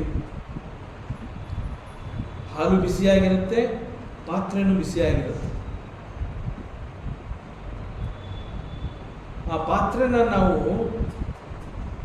ಇಕ್ಕಿಳದ ಮೂಲಕ ನಾವು ಅದನ್ನು ಕೆಳಗಡೆ ಇಳಿಸ್ತೀವಿ ಅಥವಾ ಆಪರೇಟ್ ಮಾಡ್ತೀವಿ. ಯಾಕೆ ಅಂತಂದರೆ ಹಾಲು ಕೂಡ ಬಿಸಿಯಾಗಿದೆ, ಪಾತ್ರೆ ಕೂಡ ಬಿಸಿಯಾಗಿದೆ. ಒಂದು ವೇಳೆ ಯಾವುದೋ ಮೂಡಲ್ಲಿರ್ತೀವಿ, ಗಮನ ಎಲ್ಲೋ ಇರುತ್ತೆ, ಸಡನ್ನಾಗಿ ಒಂದು ಲೋಟಕ್ಕೆ ಹಾಲು ಬಗ್ಗಿಸ್ಕೋಬೇಕು ನಾವು. ಪಾತ್ರೆ ಬಿಸಿ ನಮ್ಗೆ ಗೊತ್ತಿಲ್ಲ, ಯಾಕೆಂತಂದರೆ ಗ್ಯಾಸ್ ಮೇಲೆ ಅದು ಪಾತ್ರೆ ಇಟ್ಟು ಅದು ಕುದೀತಾ ಇದೆ, ಹಾಲು ಕಾಯ್ತಾ ಇದೆ ಅಂತಂದರೆ ಆವಾಗ ನಮ್ಮ ಬುದ್ಧಿ ಚುರುಕಾಗಿರುತ್ತೆ, ಓ ಪಾತ್ರೆ ಕೂಡ ಬಿಸಿ ಇರುತ್ತೆ ಅಂತ. ಆದರೆ ನಾವು ಗ್ಯಾಸ್ ಆಫ್ ಮಾಡಿರ್ತೀವಿ ಅಥವಾ ಇನ್ಯಾರೋ ಆಫ್ ಮಾಡಿರ್ತಾರೆ ಮನೆಯಲ್ಲಿ, ನಮಗೆ ಹಾಲು ಬೇಕಾಗಿರುತ್ತೆ, ಬೇರೆ ಯಾರೋ ಹಾಲು ಕಾಯಿಸಿರ್ತಾರೆ. ನಾವು ಒಂದು ಲೋಟ ತಗೊಂಡು ನೇರವಾಗಿ ಪಾತ್ರೆಯನ್ನು ಮುಟ್ತೀವಿ. ಆ ಬಿಸಿ ಅನ್ನುವಂತಹದ್ದು ನಮ್ಮ ಬೆರಳುಗಳ ಈ ಒಂದು ಸ್ಕಿನ್ಗೆ ಟಚ್ ಆಗಿ ಶಾಖ ಅನ್ನುವಂತಹ ಜ್ಞಾನ, ಓ ಪಾತ್ರೆ ಬಿಸಿ, ಕೈ ಸುಟ್ಟೋಯಿತು. ಸೊ ಈ ಜ್ಞಾನ ನಮ್ಗೆ ಹೇಗೆ ಸಿಕ್ತು? It is because of the skin. ಇಟ್ಲ ಹಿಡ್ಕೊಂಡಿದ್ದಿದ್ರೆ ಅದು ಬಿಸಿ ಅನ್ನುವಂತಹ ಜ್ಞಾನ ನಮಗೆ ಗೊತ್ತಾಗ್ತಾ ಇರಲಿಲ್ಲ. ಅಥವಾ ಚರ್ಮ ವರ್ಕ್ ಮಾಡದೆ ಹೋಗಿದ್ದಿದ್ರೆ ನಮಗೆ ಸ್ಪರ್ಶ ಜ್ಞಾನ ಸಿಗ್ತಾ ಇರಲಿಲ್ಲ. ಅದೇ ರೀತಿ ಒಂದು ಐಸ್ ಗೆಡ್ಡೆ ಇರುತ್ತೆ, ಐಸ್ ಕ್ಯೂಬ್ ಇರುತ್ತೆ. ನಾವು ಅದು ಹೋಗಿ ಹಿಂಗೆ ಹಿಡ್ಕೊಂಡ ತಕ್ಷಣ ಏನಾಗುತ್ತೆ, ತಣ್ಣಗಾಗಿ ಚುಮ್ಮನತೆ ಎಲ್ಲ, ಹಿಡ್ಕೊಳಕ್ಕಾಗದೇ ಇಲ್ಲಪ್ಪ ಐಸ್ ಅಂದ ತಕ್ಷಣ ಬಿಟ್ಬಿಡ್ತೀವಿ. ಆ ಜ್ಞಾನ ಹೇಗೆ ಸಿಗ್ತಾ ಇದೆ? ಇಟ್ ಈಸ್ ವೆರಿ ಕೋಲ್ಡ್ ಅನ್ನುವಂತಹದ್ದು ನನಗೆ ಹೇಗೆ ಗೊತ್ತಾಗ್ತಾ ಇದೆ? It is because of the skin. ಅನೇಕ ಸಂದರ್ಭದಲ್ಲಿ ಕೆಲವೊಮ್ಮೆ ಕೆಲವು ರೀತಿಯ ಪ್ರಾಬ್ಲಮ್ ಆಗುತ್ತೆ, ದೇಹದ ಸಮಸ್ಯೆ ಉಂಟಾಗುತ್ತೆ. ಆಗ ಡಾಕ್ಟರ್ ಹತ್ರ ಹೋದಾಗ ಅವರು ಪರೀಕ್ಷೆ ಮಾಡ್ತಾರೆ. ನಮ್ಮ ಎಸ್ಪೆಷಲಿ ನ್ಯೂರೋ ಡಾಕ್ಟರ್ ಹತ್ರ ಹೋದರೆ ಅವರು ನಮ್ಮನ್ನು ಟೆಸ್ಟ್ ಮಾಡಬೇಕಾದ್ರೆ, ಏನಪ್ಪ ನಾನು ಮುಟ್ತಾ ಇದ್ದೀನಿ, ನಿನಗೆ ಗೊತ್ತಾಗ್ತಾ ಇದೆಯಾ ಅಂತ ಕೇಳ್ತಾರೆ. ದಟ್ ಮೀನ್ಸ್ ಅಲ್ಲಿ ಆ ಚರ್ಮ ಅನ್ನುವಂತಹದ್ದು ಅಲ್ಲಿ ಡೆಡ್ ಸೆಲ್ಸ್ ಇದ್ರೆ ಅವ್ರು ಮುಟ್ಟಿದ್ರೂ ಕೂಡ ನಮಗೆ ಗೊತ್ತಾಗೋದಿಲ್ಲ. ಯಾಕೆ ಹಾಗಾಗಿದೆ ಅಂತಂದ್ರೆ ಆ ಚರ್ಮ ಇದೆ, ಬಟ್ ಚರ್ಮದಲ್ಲಿ ಡೆಡ್ ಸೆಲ್ಸ್ ಇದೆ, ಜೀವಗಳ ಲೈಫ್ ಸೆಲ್ಸ್ ಇಲ್ಲ, ಅಲ್ಲಿ ಡೆಡ್ ಸೆಲ್ಸ್ ಇದೆ. ಡಾಕ್ಟರ್ ಹೇಳ್ತಾರೆ, ನಾನು ಮುಟ್ತಾ ಇರೋದು ನಿನಗೆ ಗೊತ್ತಾಗ್ತಾ ಇದೆಯಪ್ಪ. ಸೊ ಬಿಸಿ ಇರಬಹುದು, ಥಂಡಿ ಇರಬಹುದು, ಇವುಗಳ ಜ್ಞಾನ ನಮ್ಗೆ ಹೇಗೆ ಸಿಗ್ತಾ ಇದೆ ಅಂತಂದ್ರೆ it is through the skin. So ಚರ್ಮ ಅನ್ನುವಂತಹದ್ದು ಕೂಡ ಒಂದು ಇಂದ್ರಿಯ. ಅದೇ ರೀತಿ ಯಾವುದೋ ಒಂದನ್ನು ನಾವು ನೋಡ್ಬಿಟ್ಟು ಅದನ್ನು ನಾವು ರೂಪ ಅಂತ ಹೇಳ್ತೀವಿ. ದೆರ್ ಇಸ್ ಎ ಫಾರ್ಮ್, ಇಂಗ್ಲೀಷಲ್ಲಿ ಅದನ್ನು ಫಾರ್ಮ್ ಅಂತ ಕರೀತಾರೆ. ಫಾರ್ಮ್ ಅಂದರೆ ರೂಪ. ಸೊ ರೂಪ ಅಂತಂದರೆ ಬೇಸಿಕಲಿ ರೂಪ ಅಂತಂದರೆ ಇಟ್ ಈಸ್ ನಾಟ್ ಬ್ಯೂಟಿ. ನಾವು ಕನ್ನಡದಲ್ಲಿ ಮಾತನಾಡ್ಬೇಕಂತ ಹೇಳ್ತೀವಲ್ಲ, ರೂಪವಂತ ಅಥವಾ ರೂಪವಂತಳು. So that is not the exact meaning. Rupa means it's a form, that's all. Basically ರೂಪ ಅಂತಂದರೆ ಇಟ್ಸ್ ಎ ಕಲರ್, ಒಂದು ಬಣ್ಣ, ಒಂದು ವರ್ಣ. ಆ್ಯಕ್ಚುಯಲ್ ಆಗಿ ಹೇಳಬೇಕು ಅಂದರೆ ಇಟ್ ಇಸ್ ಅ ವರ್ಣ. ನಾವು ಅದನ್ನು ನಮ್ಮ ಅನುಕೂಲಕ್ಕೆ ನಾವು ಅದನ್ನು ರೂಪ ಅಂತಂದಾಗ ಏನೋ ಬ್ಯೂಟಿ ಅನ್ನೋದನ್ನು ನಾವು ರೂಪ ಅಂತ ತಿಳ್ಕೊತೀವಿ. ಸೊ ಆ್ಯಕ್ಚುಲಾಗಿ ರೂಪ ಅಂತಂದರೆ ದೆರ್ ಇಸ್ ಎ ಕಲರ್. ಅದು ಯಾವ ಕಲರ್ ಬೇಕಾದ್ರೂ ಆಗಿರ್ಬೋದು, ಬೂದ್ ಕಲರ್ ಆಗಿರ್ಬೋದು, ಒಟ್ಟಿನಲ್ಲಿ ಒಂದು ಕಲರ್. ಆ ಕಲರ್ನ ಅದು ಒಂದು ರೂಪವನ್ನು ಮಾಡಿರುತ್ತೆ. ಆ ಬಣ್ಣ ಅನ್ನುವಂತಹದ್ದು ಒಂದು ರೂಪವನ್ನು ಮಾಡಿರುತ್ತೆ. ಇಟ್ ಈಸ್ ಕಾಲ್ಡ್ ದಿ ವರ್ಣ. ಸೊ ನಮ್ಮ ಕಣ್ಣುಗಳಿಗಿರುವಂತಹ ಶಕ್ತಿ ಏನು ಅಂತಂದರೆ ರೂಪವನ್ನು ಗುರುತಿಸುತ್ತೆ ಥ್ರೂ ಅಲ್ಲಿರುವಂತಹ ಬಣ್ಣದ ಕಾರಣದಿಂದ. ಈಗ ಸಪೋಸ್ ಅಲ್ಲಿ ಬಣ್ಣನೇ ಇಲ್ಲ, ಒಂದು ರೂಪ ಇದೆ. ಈಗ ಟ್ರಾನ್ಸ್ಪರೆಂಟ್ ಅಂತಂದ್ರೆ ಏನೂ ಇಲ್ಲ. ಈಗ ನನ್ನ ನಿಮ್ಮ ಮಧ್ಯದಲ್ಲಿ ದೇರ್ ಇಸ್ ಸ್ಪೇಸ್, ಏನೂ ಇಲ್ಲ, ಇಟ್ ಈಸ್ ಕಾಲ್ಡ್ ಟ್ರಾನ್ಸ್ಪರೆಂಟ್. ಅಲ್ಲಿ ಯಾವುದೋ ಒಂದು ಮಧ್ಯದಲ್ಲಿ ಏನೋ ಅಂತ ತಂದಿಡ್ತೀವಿ, ಒಂದು ಪರದೆನೋ ಒಂದು ಚಿತ್ರನೋ ಏನೋ ಒಂದು ಇಡ್ತೀವಿ. ಅದು ನನಗೂ ಕಾಣುತ್ತೆ, ನಿಮಗೂ ಕಾಣುತ್ತೆ. ಇಲ್ಲಿವರೆಗೆ ಇರಲಿಲ್ಲ, ಅಲ್ಲಿ ಇಟ್ಟ ತಕ್ಷಣ ಕಾಣಿಸ್ತು. Because there is colour in it. Because of the colour ನಾವು ಅದನ್ನು ನೋಡೋದಕ್ಕೆ ಸಾಧ್ಯ ಆಯಿತು. ಆ ಕಲರ್ನ ನೋಡಿದ ಮೇಲೆ ನಾವು ಹೇಳ್ತೀವಿ ಅದರಲ್ಲಿ ಚಿತ್ರ ಇತ್ತು, ಆನೆ ಚಿತ್ರ ಇತ್ತು, ಒಂಟೆ ಇತ್ತು, ಅಥವಾ ಯಾವುದೋ ಒಂದು ವ್ಯಕ್ತಿಯ ಫೋಟೋ ಅಥವಾ ಯಾರೋ ಒಬ್ಬರು ಬಂದಲ್ಲಿ ಕೂತ್ಕೊಂಡ್ರು, ಅದೆಲ್ಲ ನೆಕ್ಸ್ಟು. ಮುಖ್ಯವಾಗಿ ಕಣ್ಣಿಗೆ ಬಿದ್ದಿದ್ದು ಯಾವುದು ದೃಶ್ಯ, it is a form. So ನಮ್ಮ ಕಣ್ಣುಗಳು ಇಟ್ ಕ್ಯಾನ್ ಕ್ಯಾಪ್ಚರ್ ದಟ್. ಕಣ್ಣುಗಳು ವರ್ಕ್ ಮಾಡಲಿಲ್ಲ, ಕಣ್ಣು ಕಾಣಿಸ್ತಾ ಇಲ್ಲ ಅಂತಂದ್ರೆ ಅಲ್ಲಿ ಬಣ್ಣ ಅಥವಾ ರೂಪ ಅನ್ನೋಂಥದ್ದು ಇದ್ರೂ ಕೂಡ ಇಟ್ಸ್ ಆಫ್ ನೋ ಯೂಸ್. ಕಣ್ಣಿದೆ ಆದರೆ ಅಲ್ಲಿರುವಂತಹ ರೂಪವನ್ನು ಗುರುತಿಸಕ್ಕಾಗ್ತಾ ಇಲ್ಲ, ಇಟ್ಸ್ ಆಫ್ ನೋ ಯೂಸ್. ಅದೇ ರೀತಿ ನಾಲಿಗೆ, ರುಚಿ ಮತ್ತು ಪರಿಮಳ, ಗಂಧ ಅಂತ ಹೇಳ್ತೀವಿ, ದಟ್ ಈಸ್ ಆಘ್ರಾಣ ಅಂತ ಹೇಳ್ತೀವಿ, ಮೂಗಿನ ಮೂಲಕ. ಸೊ ಇವೆಲ್ಲ ಇಂದ್ರಿಯಗಳು, ಕಣ್ಣು, ಕಿವಿ, ನಾಲಿಗೆ, ಮೂಗು, ಚರ್ಮ, ಇವೆಲ್ಲ ಅವುಗಳು ವರ್ಕ್ ಮಾಡೋ ಫೀಲ್ಡಲ್ಲಿ, ಆ ಕ್ಷೇತ್ರಗಳಲ್ಲಿ ಅವು ಸರಿಯಾಗಿ ವರ್ಕ್ ಮಾಡಿದಾಗ ಅವುಗಳಿಗೆ ಆ ಒಂದು ವಸ್ತು ಸಿಗುತ್ತೆ ಅಂತಂದರೆ ಆಬ್ಜೆಕ್ಟ್. ನಮಗೆ ಅವುಗಳು ಕೊಡಬೇಕಾದ್ರೆ ಇಟ್ ಬಿಕಮ್ಸ್ ವಿಷಯ. ಸೊ ವಸ್ತು ವಿಷಯ ಅಂತಂದರೆ ಈ ರೀತಿ, ವಸ್ತು ಫಾರ್ ದಿ ಸೆನ್ಸ್ ಆಬ್ಜೆಕ್ಟ್ಸ್, ವಿಷಯ for me. So it is ವಸ್ತು ವಿಷಯ. ಸೊ ಹೀಗೆ ಈ ಜ್ಞಾನೇಂದ್ರಿಯಗಳು, ಪಂಚ ಜ್ಞಾನೇಂದ್ರಿಯಗಳು, ಅವುಗಳ ಮೂಲಕ ನಮಗೆ ಈ ಒಂದು ಲೌಕಿಕ ಜ್ಞಾನ ಸಿಗುತ್ತೆ. ಸೊ 5 ಇಂದ್ರಿಯಗಳಾಯಿತು. ಅದೇ ರೀತಿ ಮತ್ತೆ 5 ಇಂದ್ರಿಯಗಳಿದೆ. ಇಟ್ ಈಸ್ ಕಾಲ್ಡ್ ಪಂಚಕರ್ಮೇಂದ್ರಿಯ, ಆರ್ಗನ್ಸ್ ಆಫ್ ಆಕ್ಷನ್. ಕರ್ಮೇಂದ್ರಿಯ, ಕರ್ಮೇಂದ್ರಿಯಗಳು ಯಾವುದು ಅಂತಂದರೆ ವಾಕ್, ಪಾಣಿ, ಪಾದ, ಪಾಯು, ಉಪಸ್ಥ ಅಂತ ಹೇಳ್ತಾರೆ. ವಾಕ್ ಅಂತಂದರೆ once again there are 2 meanings. ಒಂದು ನಾಲಿಗೆ, ಮತ್ತೊಂದು ಬಾಯಿ, ಸ್ಪೀಚ್.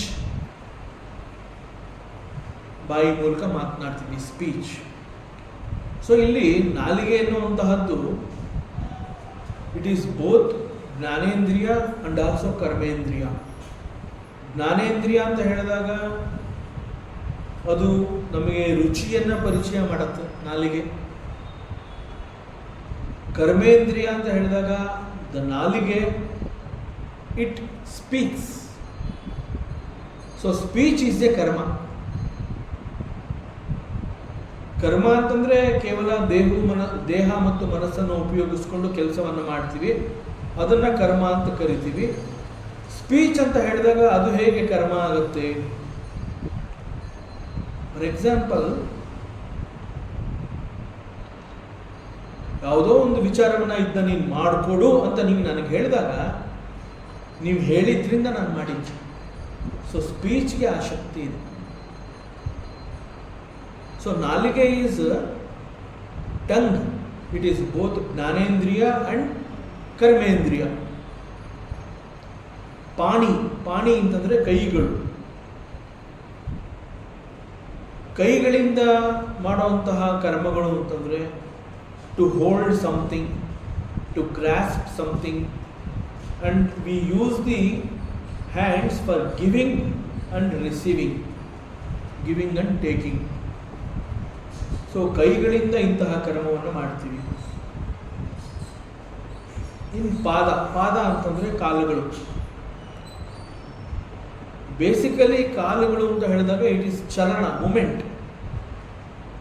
ಈಗ ನಮ್ಮ ದೇಹಕ್ಕೆ ಈ ಕಾಲುಗಳು ಅಟ್ಯಾಚ್ ಆಗಿದೆ. Whenever deha wants to move from this place to that place, ಇಲ್ಲಿಂದ ಅಲ್ಲಿಗೆ ಹೋಗಬೇಕು ಅನ್ನುವಂತಹ ಒಂದು ಬಯಕೆ ಈ ದೇಹಕ್ಕೆ ಉಂಟಾದಾಗ ಇಟ್ ಈಸ್ ಓನ್ಲಿ ದಿ ಪಾದಗಳು. It can carry the entire body from this place to that place. So it is the pada. And another two ಪಾಯು ಅಂಡ್ ಉಪಸ್ಥ. ಪಾಯು ಅಂತಂದರೆ ದೇಹದಲ್ಲಿ ಕೆಲವು ವಿಸರ್ಜಿಸಬೇಕಾಗಿರುವಂತಹ ಮ್ಯಾಟರ್, ಅವುಗಳನ್ನು ಹೊರಹಾಕುವಂತಹದ್ದು, ಏನಸ್ ಅಂತ ಕರಿತೀವಿ ಇಂಗ್ಲೀಷಲ್ಲಿ. ಸೊ ಆ ಕೆಲಸವನ್ನು ಅದು ಮಾಡುತ್ತೆ. ಇನ್ನು ಉಪಸ್ಥ ಅಂತಂದಾಗ ಅದೇ ರೀತಿ ಒಂದು to release the liquid matter, ಅಥವಾ ಯೂರಿನೇಷನ್. ಎರಡನೇದು ಜನನೇಂದ್ರಿಯ, ಪ್ರೊಕ್ರಿಯೇಷನ್ ಅಂತ ಹೇಳ್ತಾರೆ. ಹೀಗೆ ಪಂಚ ಜ್ಞಾನೇಂದ್ರಿಯ ಮತ್ತು ಪಂಚ ಕರ್ಮೇಂದ್ರಿಯ ಅಂತ ಹೇಳಿ ಒಟ್ಟು 10 ಇಂದ್ರಿಯಗಳಿರುತ್ತೆ. ಇಲ್ಲಿ ಉಪನಿಷತ್ ಏನು ಹೇಳ್ತಾ ಇದೆ ಅಂತಂದರೆ, ದೇಹ ಇಸ್ ದಿ ರಥ, ಶರೀರ ಅದು ನಿನಗೆ ರಥ, ಮತ್ತು ಬುದ್ಧಿ ಇಸ್ ದಿ ಸಾರಥಿ, ಮನಸ್ಸು ಇಸ್ ದಿ ಕಡಿವಾಣ, ಜೀವಾತ್ಮ ಇಸ್ ದಿ ಟ್ರಾವೆಲರ್, ಅವನೇ ಪ್ರಯಾಣಿಕ. ಮನಸ್ಸು ಕಡಿವಾಣ ಆಯಿತು. ಈ ರಥಕ್ಕೆ ಕಟ್ಟಿರುವಂತಹ ಈ 10 ಕುದುರೆಗಳು ಯಾವುದು ಅಂತಂದರೆ ಈ ಇಂದ್ರಿಯಗಳು, ಪಂಚ ಜ್ಞಾನೇಂದ್ರಿಯ ಪಂಚ ಕರ್ಮೇಂದ್ರಿಯಗಳು, ಒಟ್ಟು 10 ಇಂದ್ರಿಯಗಳು 10 ಕುದುರೆಗಳಾಗಿ ಈ ರಥಕ್ಕೆ ಕಟ್ಟಿದೆ. ಅಂತಹ ರಥವನ್ನು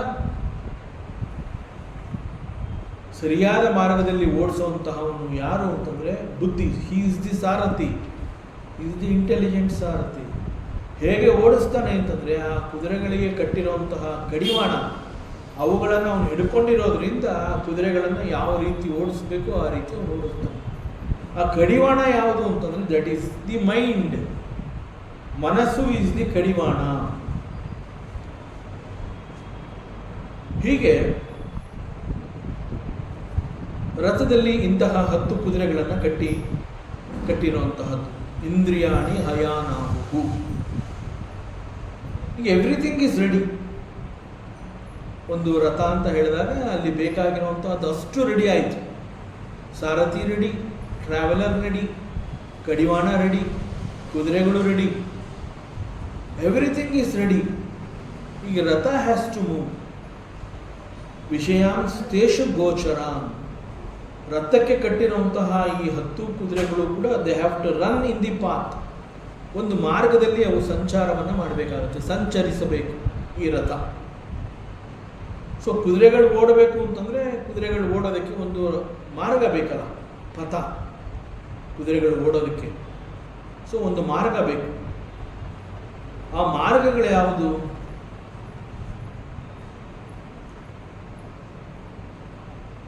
ಸೊ ಕರ್ಮ ಮಾಡುವಂತಹ ಕ್ಷೇತ್ರವನ್ನು ನಾವು ಕರ್ಮಕ್ಷೇತ್ರ ಅಂತ ಕರಿತೀವಿ. ಹಾಗೂ ವಿಷಯವನ್ನು ತಿಳ್ಕೊಳ್ಳುವಂತಹದ್ದು ಈ ಸೆನ್ಸ್ ಆಬ್ಜೆಕ್ಟ್ಸ್. ನಾವು ಈಗೆಲ್ಲ ರೆಡಿ ಆದಮೇಲೆ ರಥ ಹ್ಯಾಸ್ ಟು ಮೂವ್. ರಥ ಈಗ ಸಂಚಾರವನ್ನು ಮಾಡಬೇಕು. ಸಂಚಾರ ಮಾಡೋದಕ್ಕೆ ಮುಂಚೆ ಮತ್ತೊಮ್ಮೆ ಕಡಿವಾಣಗಳು ಸರಿಯಾಗಿ ಅದು ಕಟ್ಟಿದಾರ, ಎಲ್ಲ ಫಿಕ್ಸ್ ಆಗಿದೆಯಾ? ಮನಃ ಪ್ರಗ್ರಹಮೇವಚ. ಮನಸ್ಸನ್ನು ಕಡಿವಾಣ ಅಂತ ಇಲ್ಲಿ ಕರೆದಿರೋದ್ರಿಂದ ಕಡಿವಾಣವನ್ನು ಅದು ಹೇಗೆ ಅಂತಂದರೆ, ಕಡಿವಾಣ ಅಂತ ಹೇಳಿದಾಗ ಪ್ರತಿ ಕಡಿವಾಣಕ್ಕೆ ದೇರ್ ಆರ್ 2 ಎಂಡ್ಸ್, 2 ತುದಿ ಇರುತ್ತೆ. ಈ ಕಡಿವಾಣಗಳನ್ನು ಕುದುರೆಗೆ ಹಾಕಿರ್ತಾರೆ. ಮಂತ್ರದಲ್ಲಿ ಇಂದ್ರಿಯಗಳನ್ನು ಕುದುರೆಗಳಿಗೆ ಹೋಲಿಸಿದ್ದಾರೆ. ಅದರ ಪ್ರಕಾರ 10 ಇಂದ್ರಿಯಗಳು ದೇ ಆರ್ ದಿ 10 ಕುದುರೆಗಳು. ಈ 10 ಕುದುರೆಗಳಿಗೂ ಕಡಿವಾಣ ಹಾಕಿದ್ದಾರೆ. ಸೊ ಮನಸ್ಸನ್ನು ಕಡಿವಾಣ ಅಂತ ಹೇಳಿ ಈ 10 ಕುದುರೆಗಳಿಗೆ ಕಡಿವಾಣವನ್ನು ಹಾಕಿದ್ದಾರೆ. ಇಲ್ಲಿ ಬರುವಂತಹ ಪ್ರಶ್ನೆ ಏನು ಅಂತಂದರೆ, ಮನಸ್ಸು ಅಂತ ಹೇಳಿದಾಗ it is one only.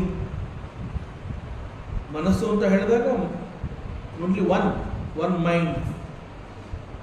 But ಕುದುರೆಗಳು ಅಂತ ಹೇಳಿದಾಗ 10 ಕುದುರೆಗಳು. 10 ಕುದುರೆಗಳನ್ನು ಈ ಒಂದು ಮನಸ್ಸು ಹೇಗೆ ನಿಯಂತ್ರಿಸುತ್ತೆ? ಸೊ ಈ ಒಂದು ಪ್ರಶ್ನೆ ಬರುತ್ತೆ. 10 ಕುದುರೆಗಳಿಗೂ ಕಡಿವಾಣ ಹಾಕಿದ್ದಾರೆ ಅಂತಂದಮೇಲೆ ಅಲ್ಲಿ ಒಂದು ಮನಸ್ಸು ಇದೆ. ಸೊ ಈ ಒಂದು ಮನಸ್ಸು ಈ 10 ಕುದುರೆಗಳನ್ನು ಹೇಗೆ ನಿಯಂತ್ರಿಸುತ್ತೆ? ಮನಸ್ಸು ಅಂತ ಹೇಳಿದಾಗ one of the finest tool, ಭಗವಂತ ನಮಗೆ ಕೊಟ್ಟಿರುವಂತಹ ಬಹಳ ಉತ್ತಮವಾದಂತಹ ಟೂಲ್ ಅಂತಂದರೆ ದಿಸ್ ಮನಸ್ಸು. ಈ ಮನಸ್ಸಿನ ಶಕ್ತಿ ಹೇಗೆ ಅಂತಂದರೆ,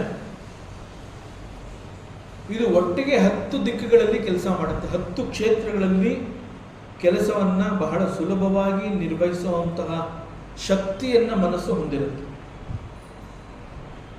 ಹೇಗೆ ಅಂತಂದರೆ 10 ಕ್ಷೇತ್ರಗಳಲ್ಲಿ ಇದು ಕೆಲಸ ಮಾಡುತ್ತೆ ಅಂತಂದಾಗ ಈ ರಥಕ್ಕೆ ಕಟ್ಟಿರುವಂತಹದ್ದು 10 ಕುದುರೆಗಳು ಅಂತಂದ್ರೆ 10 ಇಂದ್ರಿಯಗಳು, 5 ಪಂಚೇಂದ್ರಿಯ ಜ್ಞಾನೇಂದ್ರಿಯ, 5 ಕರ್ಮೇಂದ್ರಿಯ. ಸೊ ಎಲ್ಲ ಕೂಡ ಡಿಫರೆಂಟ್ ಫೀಲ್ಡ್ಸ್, ಒಂದೊಂದು ಕ್ಷೇತ್ರದಲ್ಲಿ ಕೆಲಸ ಮಾಡುತ್ತೆ. ಕಣ್ಣು ಒಂದು ಕ್ಷೇತ್ರದಲ್ಲಿ, ಕಿವಿ ಒಂದು ಕ್ಷೇತ್ರದಲ್ಲಿ, ನಾಲಿಗೆ ಒಂದು ಕ್ಷೇತ್ರ, ಕೈಕಾಲುಗಳು ಮತ್ತೊಂದು ಬೇರೆ ಬೇರೆ ಕ್ಷೇತ್ರಗಳಲ್ಲಿ, ಪ್ರತಿಯೊಂದು ಬೇರೆ ಬೇರೆ ಕ್ಷೇತ್ರ. ಆದರೆ ಅವೆಲ್ಲವನ್ನ ನಿರ್ವಹಿಸುವಂತಹದ್ದು ಕೇವಲ ಒಂದು ಮನಸ್ಸು. ಸೊ ಮನಸ್ಸಿಗೆ ಅಂತಹ ಶಕ್ತಿ ಇದೆ. 10 ಕ್ಷೇತ್ರಗಳಲ್ಲಿ ಏಕಕಾಲದಲ್ಲಿ ಒಂದೇ ಸಮಯದಲ್ಲಿ ಅದು ಇವುಗಳನ್ನು ಕಂಟ್ರೋಲ್ ಮಾಡುವಂತಹ ಕೆಪಾಸಿಟಿ ಮನಸ್ಸು ಹೊಂದಿದೆ. So mind has got the power to work in all the 10 fields. So this is the capacity, ಮನಸ್ಸಿಗಿರುವಂತಹ ಕೆಪಾಸಿಟಿ ಇದು. ಅದರಿಂದ ಒಂದೇ ಒಂದು ಮನಸ್ಸು ಅಂತ ಹೇಳಿದ್ರು ಕೂಡ ಈ ಒಂದು ಮನಸ್ಸು ಈ 10 ಕುದುರೆಗಳನ್ನು ಕೂಡ ಕಂಟ್ರೋಲ್ ಮಾಡುತ್ತೆ. ಹೇಗೆ ಅಂತಂದ್ರೆ ಅದಕ್ಕೆ ಹೇಳ್ತಾರೆ ಒಂದು ಉದಾಹರಣೆ. ಫಾರ್ ಎಕ್ಸಾಂಪಲ್, ಈಗ ಒಂದು ಪಿಕ್ಚರ್ ಅಂತಂದ್ರೆ ಯಾವುದೋ ಒಂದು ಫೋಟೋಗ್ರಫಿ ಅಥವಾ ಯಾವುದೋ ಒಂದು ಅದ್ಭುತವಾದ ಒಂದು ಕಲಾಕೃತಿ ಅಂತ ನಾವು ಹೇಳ್ತೀವಿ, ಪೇಂಟಿಂಗ್ ಅಂತ ಹೇಳ್ತೀವಿ. ಆ ಪೇಂಟಿಂಗ್ನ ನಾವು ನೋಡ್ತಾ ಕೂತಿದ್ದೀವಿ. ದೀರ್ಘಕಾಲ ಅಂತಂದರೆ ಫೋಕಸಿಂಗ್ ಆಗಿ ತದೇಕ ಚಿತ್ತ ಅಂತ ನಾವು ಹೇಳ್ತೀವಲ್ಲ, ಆ ತದೇಕ ಚಿತ್ತದಿಂದ ಅಲ್ಲಿರುವಂತಹ ಆ ಒಂದು ಅದ್ಭುತವಾದ ಒಂದು ಪೇಂಟಿಂಗ್ನ ನಾವು ನೋಡಿದಾಗ ನೋಡ್ತಾ ಮನಸ್ಸು ಅದನ್ನು ಇಷ್ಟಪಡುತ್ತೆ. ಅದು ಎಷ್ಟೆಷ್ಟು ಇಷ್ಟಪಡುತ್ತೆ ಅಷ್ಟಷ್ಟು ಜಾಸ್ತಿ ಹೊತ್ತು ಅದನ್ನು ನೋಡ್ತಾ ಕೂತ್ಕೊಳ್ಳುತ್ತೆ. ಕೊನೆಗೆ ನೋಡಿ ಒಂದು ಟೈಮಲ್ಲಿ ಎಂಟೈರ್ ಪಿಕ್ಚರ್ ಏನು ಅಲ್ಲಿತ್ತು that automatically that comes and sits in the mind. ಮನಸ್ಸಿಗೆ ಬಂದು ಕೂತ್ಕೊಂಡ್ಬಿಡುತ್ತೆ ಆ ಪಿಕ್ಚರ್. ಮರೆಯೋದಕ್ಕೆ ಆಗೋದಿಲ್ಲ, ಅಷ್ಟು ಪರ್ಫೆಕ್ಟಾಗಿ ಅದು ಜೆರಾಕ್ಸ್ ಅಂತ ನಾವು ಹೇಳ್ತೀವಲ್ಲ, ಆ ಟೈಪಲ್ಲಿ ಮನಸ್ಸು ಆ ಫೋಟೋಗ್ರಫಿನ ತನ್ನಲ್ಲಿ ಇಟ್ಕೊಂಡ್ಬಿಡುತ್ತೆ. ಅಲ್ಲಿರುವಂತಹ ಕಲರು ಏನೇನಿದೆ ಎಲ್ಲವನ್ನ ಸಮಗ್ರವಾಗಿ ಅದು ಕ್ಯಾಪ್ಚರ್ ಮಾಡಿ ಮನಸ್ಸು ತನ್ನ ಹಿಡಿತದಲ್ಲಿ ಇಟ್ಕೊಂಡ್ಬಿಡುತ್ತೆ. ಕೇವಲ ಕಣ್ಣು ಒಂದು ರೂಪವನ್ನು, ಒಂದು ಪಿಕ್ಚರ್ನ ನೋಡಿ ಅದನ್ನ ಈ ರೀತಿ ತನ್ನಲ್ಲಿ ಇಟ್ಕೋತು. It is only for the eyes. ಕೇವಲ ಕಣ್ಣಿಗೆ ಮಾತ್ರ ಈ ಶಕ್ತಿ ಇದೆಯಾ ಅಂತಂದರೆ, ಈವನ್ ಒಂದು ಸೌಂಡ್ ಅಂತ ಹೇಳಿದಾಗ ಕಿವಿ ಕೂಡ ಆ ಒಂದು ಸೌಂಡನ್ನು ಎಷ್ಟು ಚೆನ್ನಾಗಿ ಹಿಡಿದಿಟ್ಕೊಳ್ಳುತ್ತೆ ಅಂತಂದರೆ, ಅದು ಮರೆಯೋಕ್ಕಾಗದೇ ಇರೋ ಹಾಗೆ ಆ ಸೌಂಡಿನ ಆ ತರಂಗವನ್ನು ಅದು ತನ್ನ ನೆನಪಿನಲ್ಲಿ ಇಟ್ಕೊಳ್ಳುತ್ತೆ. ಅದೇ ರೀತಿ ಆಘ್ರಾಣ, ಸ್ಮೆಲ್, ಅದೇ ರೀತಿ ನಾಲಿಗೆ ರುಚಿ, ಅದೇ ರೀತಿ ಚರ್ಮ ಸ್ಪರ್ಶ, ಅವೆಲ್ಲವನ್ನ ಆ ಇಂದ್ರಿಯಗಳು ಸಂಗ್ರಹಿಸಿದ್ರೂ ಕೂಡ ಮೈಂಡು ಅವುಗಳ ಮೇಲೆ ಒಂದು ಕಂಟ್ರೋಲ್ನ ಸಾಧಿಸಿ ಮರೆಯದಂತೆ ಅದನ್ನು ತನ್ನಲ್ಲಿ ಇಟ್ಕೊಳ್ಳುತ್ತೆ. That is the finest quality of the mind. ಇದು ಹೇಗೆ ಸಾಧ್ಯ? 10 ಕ್ಷೇತ್ರಗಳಲ್ಲಿ ಮನಸ್ಸು ಒಂದೇ ಬಾರಿ ಏಕಕಾಲದಲ್ಲಿ ಇಷ್ಟು ಪರ್ಫೆಕ್ಟಾಗಿ ಹೇಗೆ ಕೆಲಸ ಮಾಡೋದಕ್ಕೆ ಸಾಧ್ಯ? ಮನಸ್ಸಿಗೆ ಇರುವಂತಹ ಮತ್ತೊಂದು ಶಕ್ತಿ ಏನು ಅಂತಂದರೆ,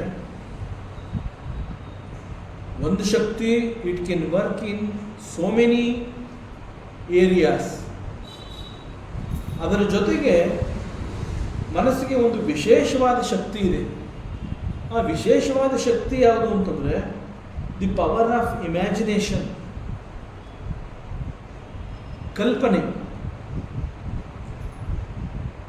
ನಾವೇ ಈಗ ಏನಾದ್ರು ಒಂದು ಕಲ್ಪನೆ ಮಾಡ್ಕೋಬೇಕು ಅಂತಂದಾಗ ನಾವು ಅದಕ್ಕೆ ದುಡ್ಡು ಖರ್ಚು ಮಾಡಬೇಕಾಗಿಲ್ಲ. ಕೇವಲ ನಮ್ಮ ಮನಸ್ಸಿಗೆ ಒಂದು ಇನ್ಸ್ಟ್ರಕ್ಷನ್ಸ್ ಕೊಟ್ಟು ನಾವು ಅದರೊಂದಿಗೆ ಜಾರ್ತಾ ಇದ್ದರೆ ಅದ್ಭುತವಾಗಿ ನಾವು ಕೆಲವೊಂದುಗಳನ್ನು ನಾವು ಕಲ್ಪನೆ ಮಾಡ್ಕೊಳ್ಳೋದಕ್ಕೆ ಸಾಧ್ಯ. That is the power of imagination.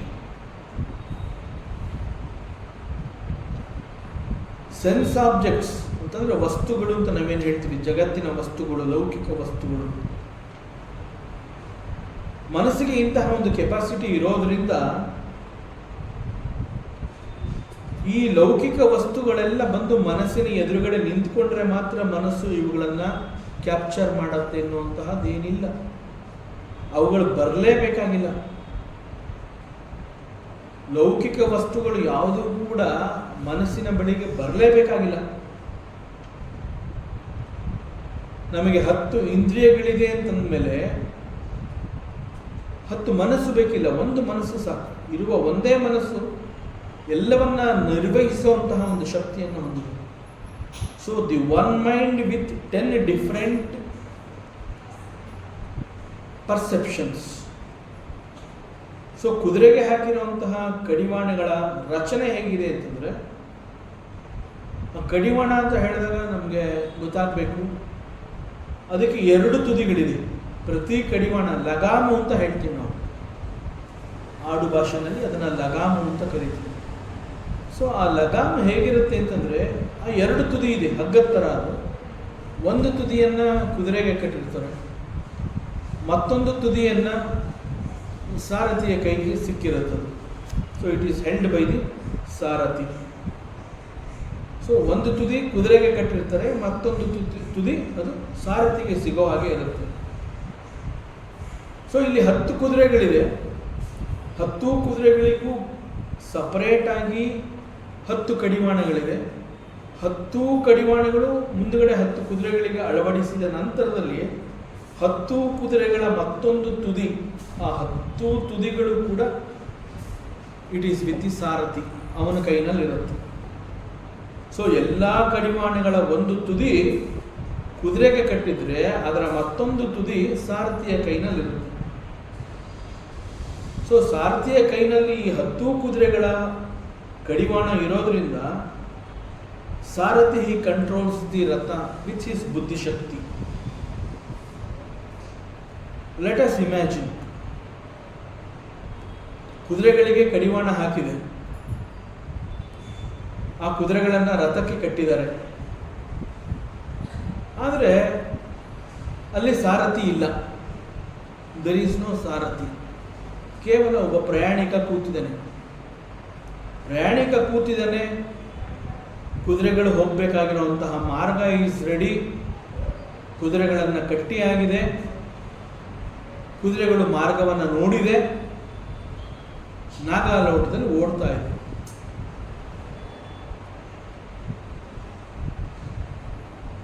ಸಾರಥಿ ಇಲ್ಲ.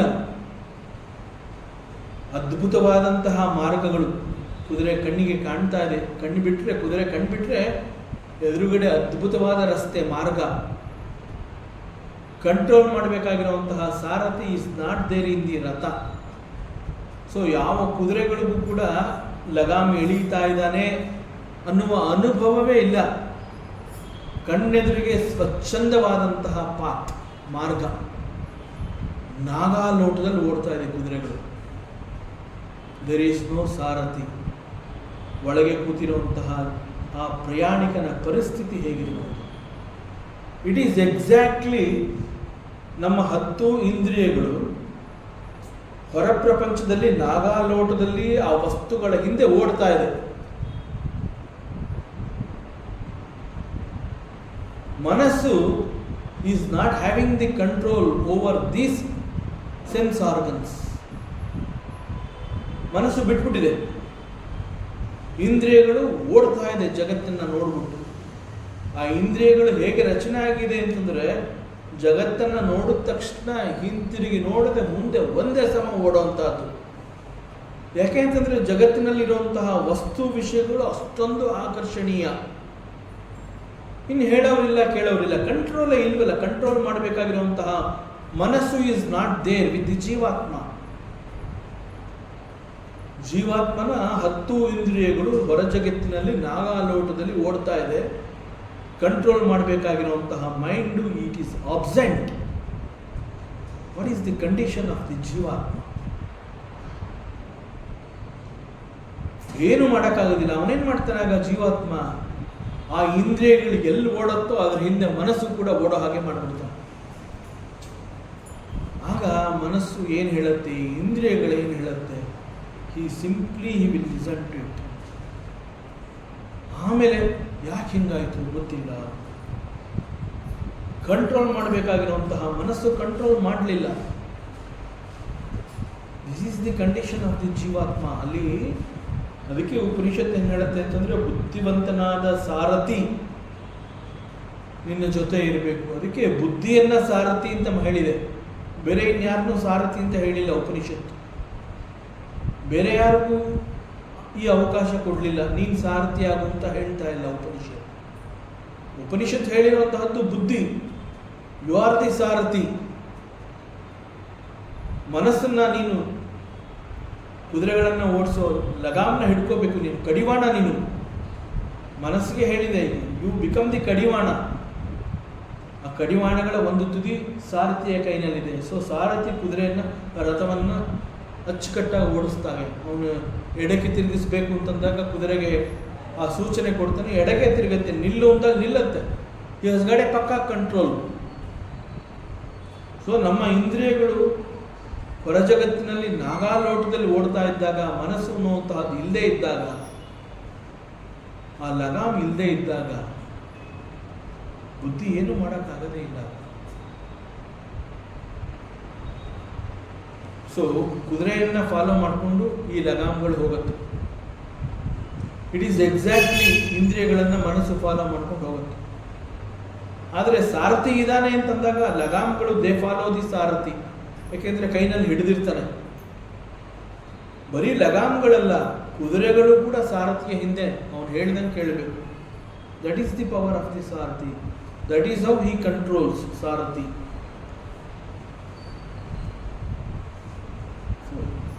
ಈ ಒಂದು ದೃಷ್ಟಾಂತವನ್ನು ನಾವು ನೆನಪು ಮಾಡಿಕೊಂಡ್ರೆ ನಾವು ಹೇಗೆ ಜಾರ್ತೀವಿ, ಹೇಗೆ ನಮ್ಮ ಇಂದ್ರಿಯಗಳು ಈ ಹೊರ ಪ್ರಪಂಚದಲ್ಲಿ ನಾಗಾಲೋಟದಲ್ಲಿ ಸ್ವಚ್ಛಂದವಾಗಿ ವಿಹರಿಸ್ತಾ ಇದೆ. ಹೇಳೋರಿಲ್ಲ, ಕೇಳೋರಿಲ್ಲ, ಬೇಕಾದ್ದು ನೋಡುತ್ತೆ. ಯಾವುದು ನೋಡಬಾರ್ದು ಅದನ್ನು ನೋಡುತ್ತೆ. ನೋಡಬೇಡ ಅಂತ ಹೇಳೋರಿಲ್ಲ. ಯಾವುದು ಕೇಳಬಾರ್ದು ಅದನ್ನು ಕೇಳುತ್ತೆ. ಕೇಳಬಾರ್ದು ಅಂತ ಹೇಳೋರಿಲ್ಲ. ಇಂತಹದ್ದು ತಿನ್ನಬಾರ್ದು, ಅದು ಒಳ್ಳೆಯದಲ್ಲ, ಇಲ್ಲ ಅದೇ ತುಂಬ ರುಚಿ. This is the condition. ಅಲ್ಲಿ ಸಾರಥಿ ಇಲ್ಲ ಅಂತಂದರೆ this is the condition. So ಅದರಿಂದ ಇಲ್ಲಿ ignorance is the weakness of the intellect. ಅವಿದ್ಯೆ ಎನ್ನುವಂತಹದ್ದು ಏನಾದ್ರು ಅಲ್ಲಿತ್ತು ಅಂತಂದರೆ ದಟ್ ಈಸ್ ದಿ ವೀಕ್ನೆಸ್. ಆಗ he is not a good sarathi. ಅವಿದ್ಯೆ ಇದೆ ಅಂತಂದರೆ he is not a good sarathi. ಅದರಿಂದ ಈ ಕಾರಣದಿಂದಲೇ ಜ್ಞಾನವನ್ನು ಶಕ್ತಿ ಅಂತ ಕರೆದಿರುವಂತಹದ್ದು. ಜ್ಞಾನಶಕ್ತಿ, ಬುದ್ಧಿಶಕ್ತಿ, ಅದನ್ನು ಶಕ್ತಿ ಅಂತ ಕರೆದಿರೋದು ಯಾಕೆ ಅಂತಂದರೆ knowledge is the strength of the intellect. ಜ್ಞಾನ ಅನ್ನುವಂತಹದ್ದು ಬುದ್ಧಿಯನ್ನು ತುಂಬ ಬಲಿಷ್ಠನನ್ನಾಗಿ ಮಾಡುತ್ತೆ. ವೆರಸ್ ಅಜ್ಞಾನ ಅನ್ನುವಂತಹದ್ದು ಬುದ್ಧಿಯನ್ನು ಬಲಹೀನನನ್ನಾಗಿ ಮಾಡುತ್ತೆ. ಅದರಿಂದ ಬುದ್ಧಿ ಎನ್ನುವಂತಹದ್ದು ನಮ್ಮ ಇಂದ್ರಿಯಗಳನ್ನು ನಿಯಂತ್ರಿಸಿ ಸರಿಯಾದ ದಾರಿಗೆ ತರುತ್ತೆ. ಯಾಕೆ ಅಂತಂದರೆ ಮನಸ್ಸು ಕೂಡ ಆ ಬುದ್ಧಿಯ ಕೈನಲ್ಲಿರುತ್ತೆ. ಮನಸ್ಸು ಈ ಇಂದ್ರಿಯಗಳ ಲಗಾಮ್ ಹಿಡಿದಿರುತ್ತೆ. ನಮ್ಮ ಇಂದ್ರಿಯಗಳು ಹೇಗೆ ರಚನೆ ಆಗಿದೆ ಅಂತಂದರೆ ಸ್ವಲ್ಪವೇ ಅವಕಾಶ ಸಿಕ್ಕಿದ್ರೂ ಕೂಡ ಅದು ಹೊರ ಪ್ರಪಂಚದಲ್ಲಿ ಓಡುತ್ತೆ. This is how our sense organs are designed. ಆದ್ದರಿಂದ ಬುದ್ಧಿ ಅನ್ನುವಂತಹದ್ದು ಒಂದು ವೇಳೆ ವೀಕ್ ಆಗಿದ್ದರೆ ಆಗ ಇಂದ್ರಿಯಗಳು ಪ್ರಪಂಚದಲ್ಲಿ ಹೇಗೆ ಓಡುತ್ತೆ ಅದರ ಹಿಂದೆ ನಾವು ಓಡಬೇಕಾಗತ್ತೆ. That is the condition of the mind. ಅದರಿಂದ ಇಲ್ಲಿ ಮೈಂಡನ್ನು ಕಡಿವಾಣಕ್ಕೆ ಹೋಲಿಕೆ ಮಾಡಿ ಹೇಳಿರುವಂತಹದ್ದು ಮನಃ ಪ್ರಗ್ರಹಮೇವಚ. ಸೊ ಇಂದ್ರಿಯಗಳು ದೇ ಲಾಸ್ಟ್ ದಿ ಕಂಟ್ರೋಲ್. ಮನಸ್ಸು ಕಡಿವಾಣ ಅಥವಾ ಬುದ್ಧಿ ಸಾರಥಿ ಅನ್ನುವಂಥದ್ದು ಅಲ್ಲಿ ಇಲ್ಲದೆ ಹೋದರೆ, ಮೈಂಡ್ ಅನ್ನುವಂತಹದ್ದು ಅಲ್ಲಿ ಇಲ್ಲದೆ ಹೋದರೆ ದೇ ಲಾಸ್ಟ್ ದಿ ಕಂಟ್ರೋಲ್. ಇಷ್ಟ ಬಂದ ಕಡೆಗೆ ಅವು ಓಡುತ್ತವೆ. So this will be the condition of the mind. ಆದರೆ ಒಂದು ವೇಳೆ ಇಂತಹ ಮನಸ್ಸನ್ನು ಕಂಟ್ರೋಲ್ ಮಾಡಲು ಒಂದು ಸ್ಟ್ರಾಂಗ್ ಇಂಟೆಲೆಕ್ಟ್, ಒಂದು ಬುದ್ಧಿ ಅನ್ನುವಂಥದ್ದು ಇದ್ದ ಪಕ್ಷದಲ್ಲಿ ಆ ಮನಸ್ಸು ಆ ಕಡಿವಾಣವನ್ನು ಹಿಡಿದು ಈ ಸಾರಥಿ ಹೇಗೆ ಕುದುರೆಗಳನ್ನು ತನ್ನ ನಿಯಂತ್ರಣಕ್ಕೆ ತಗೋತಾನೆ ಆ ರೀತಿಯಲ್ಲಿ ನಮ್ಮ ಬುದ್ಧಿ ಅನ್ನುವಂತಹದ್ದು ಜ್ಞಾನದ ಶಕ್ತಿಯನ್ನು ಹೊಂದಿದ್ದಾಗ ಅಲ್ಲಿ ಮನಸ್ಸು ಹೇಗೆ ಕಡಿವಾಣಗಳಾಗಿ ವರ್ಕ್ ಮಾಡುತ್ತೆ, ಆ ರೀತಿಯಲ್ಲಿ ಇಂದ್ರಿಯಗಳು ಹೊರ ಪ್ರಪಂಚದಲ್ಲಿ ಓಡ್ತಾ ಇದ್ರೂ ಕೂಡ ಆ ಇಂದ್ರಿಯಗಳ ಮಾತನ್ನು ಇದು ಕೇಳೋದಿಲ್ಲ. ಆ ಇಂದ್ರಿಯಗಳು ಯಾವುದೇ ಒಂದು ವಿಷಯವನ್ನು, ವಸ್ತುವನ್ನು ತಂದುಕೊಟ್ಟಾಗ ಅದು ಬುದ್ಧಿಯ ಅನುಮೋದನೆಗೆ ಹೋಗಿ ಇದು ನನಗೆ ಬೇಕಾ ಅಂತ ಬುದ್ಧಿಯನ್ನು ಕೇಳಿ ಪರ್ಮಿಷನ್ ತಗೊಳ್ಳೋದು. ಆಗ ಬುದ್ಧಿ ಹೇಳುತ್ತೆ, ಎಸ್ ಇದು ಒಳ್ಳೆಯದು, ನೀನು ತಗೋ, ದೆನ್ ಇಟ್ ವಿಲ್ ಅಕ್ಸೆಪ್ಟ್. ಇಲ್ಲ ಇದು ಬೇಡ, ಇಟ್ ವಿಲ್ ಡ್ರಾಪ್. ಸೊ ಬುದ್ಧಿ ಹೇಳಿದಾಗೆ ಮನಸ್ಸು ಕೇಳುತ್ತೆ ಅಂತಂದರೆ ಆ ಮನಸ್ಸು ಶುಡ್ ವರ್ಕ್ ಆ್ಯಸ್ ಕಡಿವಾಣ. ಸಾರಥಿಯ ಕೈಗೆ ಸಿಕ್ಕಿರುವಂತಹ ಕಡಿವಾಣದಂತೆ ಆ ಬುದ್ಧಿಯ ಕೈಗೆ ಈ ಮನಸ್ಸು ಸಿಕ್ಕಿರಬೇಕು. ಮನಸ್ಸು ಆ ಇಂದ್ರಿಯಗಳ ಒಂದು ತುದಿಯನ್ನು ಅದು ಹಿಡ್ಕೊಂಡಿರಬೇಕು. ಆಗ ಮನಸ್ಸು ಈ ಇಂದ್ರಿಯಗಳನ್ನು ನಿಯಂತ್ರಿಸುತ್ತೆ.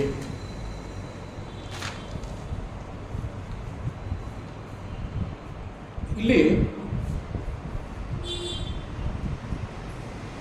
ಮನಸ್ಸು it will start following the intellect ಅಂತಂದರೆ, ಸರಿಯಾಗಿ ಆ ಒಂದು ನಿಯಂತ್ರಣಕ್ಕೆ ಬಂದಂತಹ ಆ ಮನಸ್ಸು ಹೇಗೆ ಬುದ್ಧಿಯನ್ನು ಫಾಲೋ ಮಾಡುತ್ತೆ ಅಂತಂದರೆ, ಅದಕ್ಕೊಂದು ಒಳ್ಳೆ ಬ್ಯೂಟಿಫುಲ್ ಕಂಪ್ಯಾರಿಸನ್. ಹೇಗೆ ಅಂತಂದರೆ,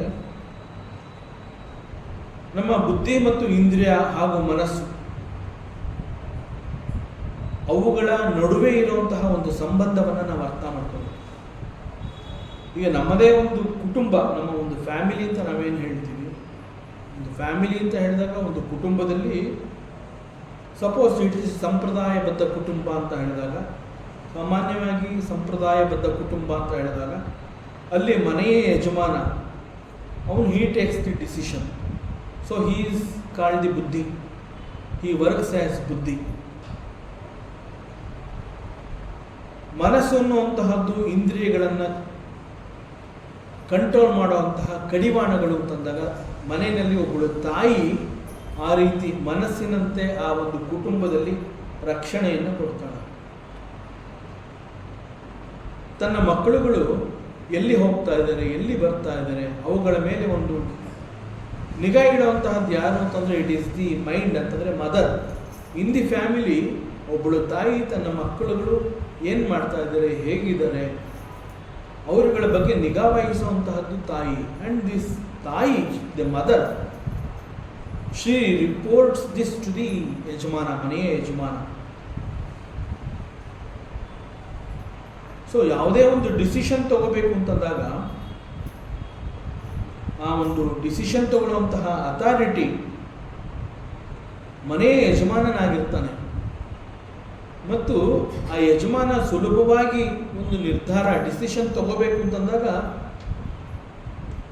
ಮನೆಯಲ್ಲಿ ಆ ಒಂದು ತಾಯಿ ಅವನು ಡಿಸಿಷನ್ ತಗೊಳ್ಳೋದಕ್ಕೆ ಬೇಕಾಗಿರುವಂತಹ ಅಷ್ಟು ಇನ್ಫಾರ್ಮೇಷನ್ಸ್ಗಳನ್ನು ಆ ಮನೆಯ ಯಜಮಾನನಿಗೆ ಕೊಟ್ಟಿರ್ತಾನೆ.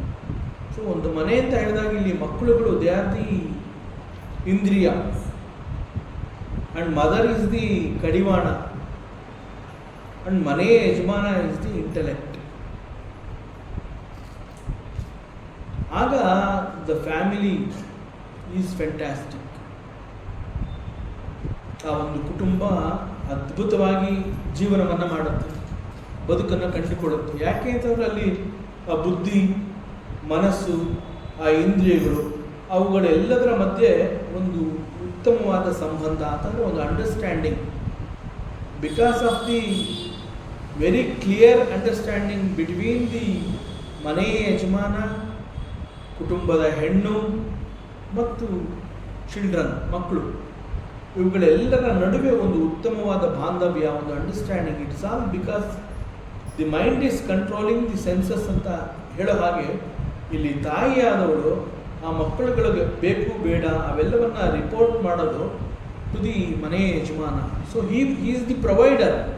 ಸೊ ಮಕ್ಕಳಿಗೆ ಏನು ಬೇಕು ಏನು ಬೇಡ ಯಾವುದನ್ನು ಬೇಕು ಅಂತ ಒಬ್ಬಳು ಮನೆಯ ಹೆಣ್ಣು ತಾಯಿಯಾದವಳು ಅದನ್ನು ಪ್ರಪೋಸ್ ಮಾಡ್ತಾಳೆ. ಸೊ ಅವಳು ಎಲ್ಲವನ್ನು ತಿಳಿದು ಪ್ರಪೋಸ್ ಮಾಡಿದಾಳೆ. ಅದರಿಂದ ಲೆಟ್ ಮೀ ಸ್ಯಾಂಕ್ಷನ್ ಅಂತ ಹೇಳಿ ಮನೆಯ ಯಜಮಾನ ಅವುಗಳನ್ನ ಒಪ್ಕೋತಾಳೆ. ಒಂದು ವೇಳೆ ಕುಟುಂಬದ ಹೆಣ್ಣು ಆ ಲಗಾಮ್ ಕಂಟ್ರೋಲ್ ಕಳ್ಕೊಂಡಿರುವಂತಹ ಮನಸ್ಸು ಆದರೆ ಮಕ್ಕಳುಗಳು ಕೇಳಿರೋದನ್ನೆಲ್ಲ ಸ್ಯಾಂಕ್ಷನ್ ಮಾಡುವಂತ ಕೂತ್ಕೊಂಡಾಗ ಆ family will be in a very great risk. ಮತ್ತಷ್ಟು ವಿಚಾರ ಇದೆ, ಮುಂದಿನ ಅವಕಾಶದಲ್ಲಿ ಮತ್ತೆ ಮುಂದುವರಿಸೋಣ. ಓಂ ಪೂರ್ಣಮದಃ ಪೂರ್ಣಮಿದಂ ಪೂರ್ಣಾತ್ ಪೂರ್ಣಮುದಚ್ಯತೆ ಪೂರ್ಣಸ್ಯ ಪೂರ್ಣಮಾದಾಯ ಪೂರ್ಣಮೇವಾವಶಿಷ್ಯತೆ. ಓಂ ಶಾಂತಿ ಶಾಂತಿ ಶಾಂತಿ. ಹರಿ ಓಂ ಶ್ರೀ ಗುರುಭ್ಯೋ ನಮಃ. ಹರಿ ಓಂ. ಈ ದಿನದ ಪ್ರವಚನ ಸೇವೆಯನ್ನು ಸದ್ಗುರು ಶ್ರೀ ಚಿಕ್ಕಲಿಂಗಣ್ಣರವರ ಪಾದಚರಣಗಳಿಗೆ ಅತ್ಯಂತ ಭಕ್ತಿಯಿಂದ ಶ್ರದ್ಧೆಯಿಂದ ಅರ್ಪಿಸೋಣ. ಶ್ರೀ ಕೃಷ್ಣಾರ್ಪಣಮಸ್ತು.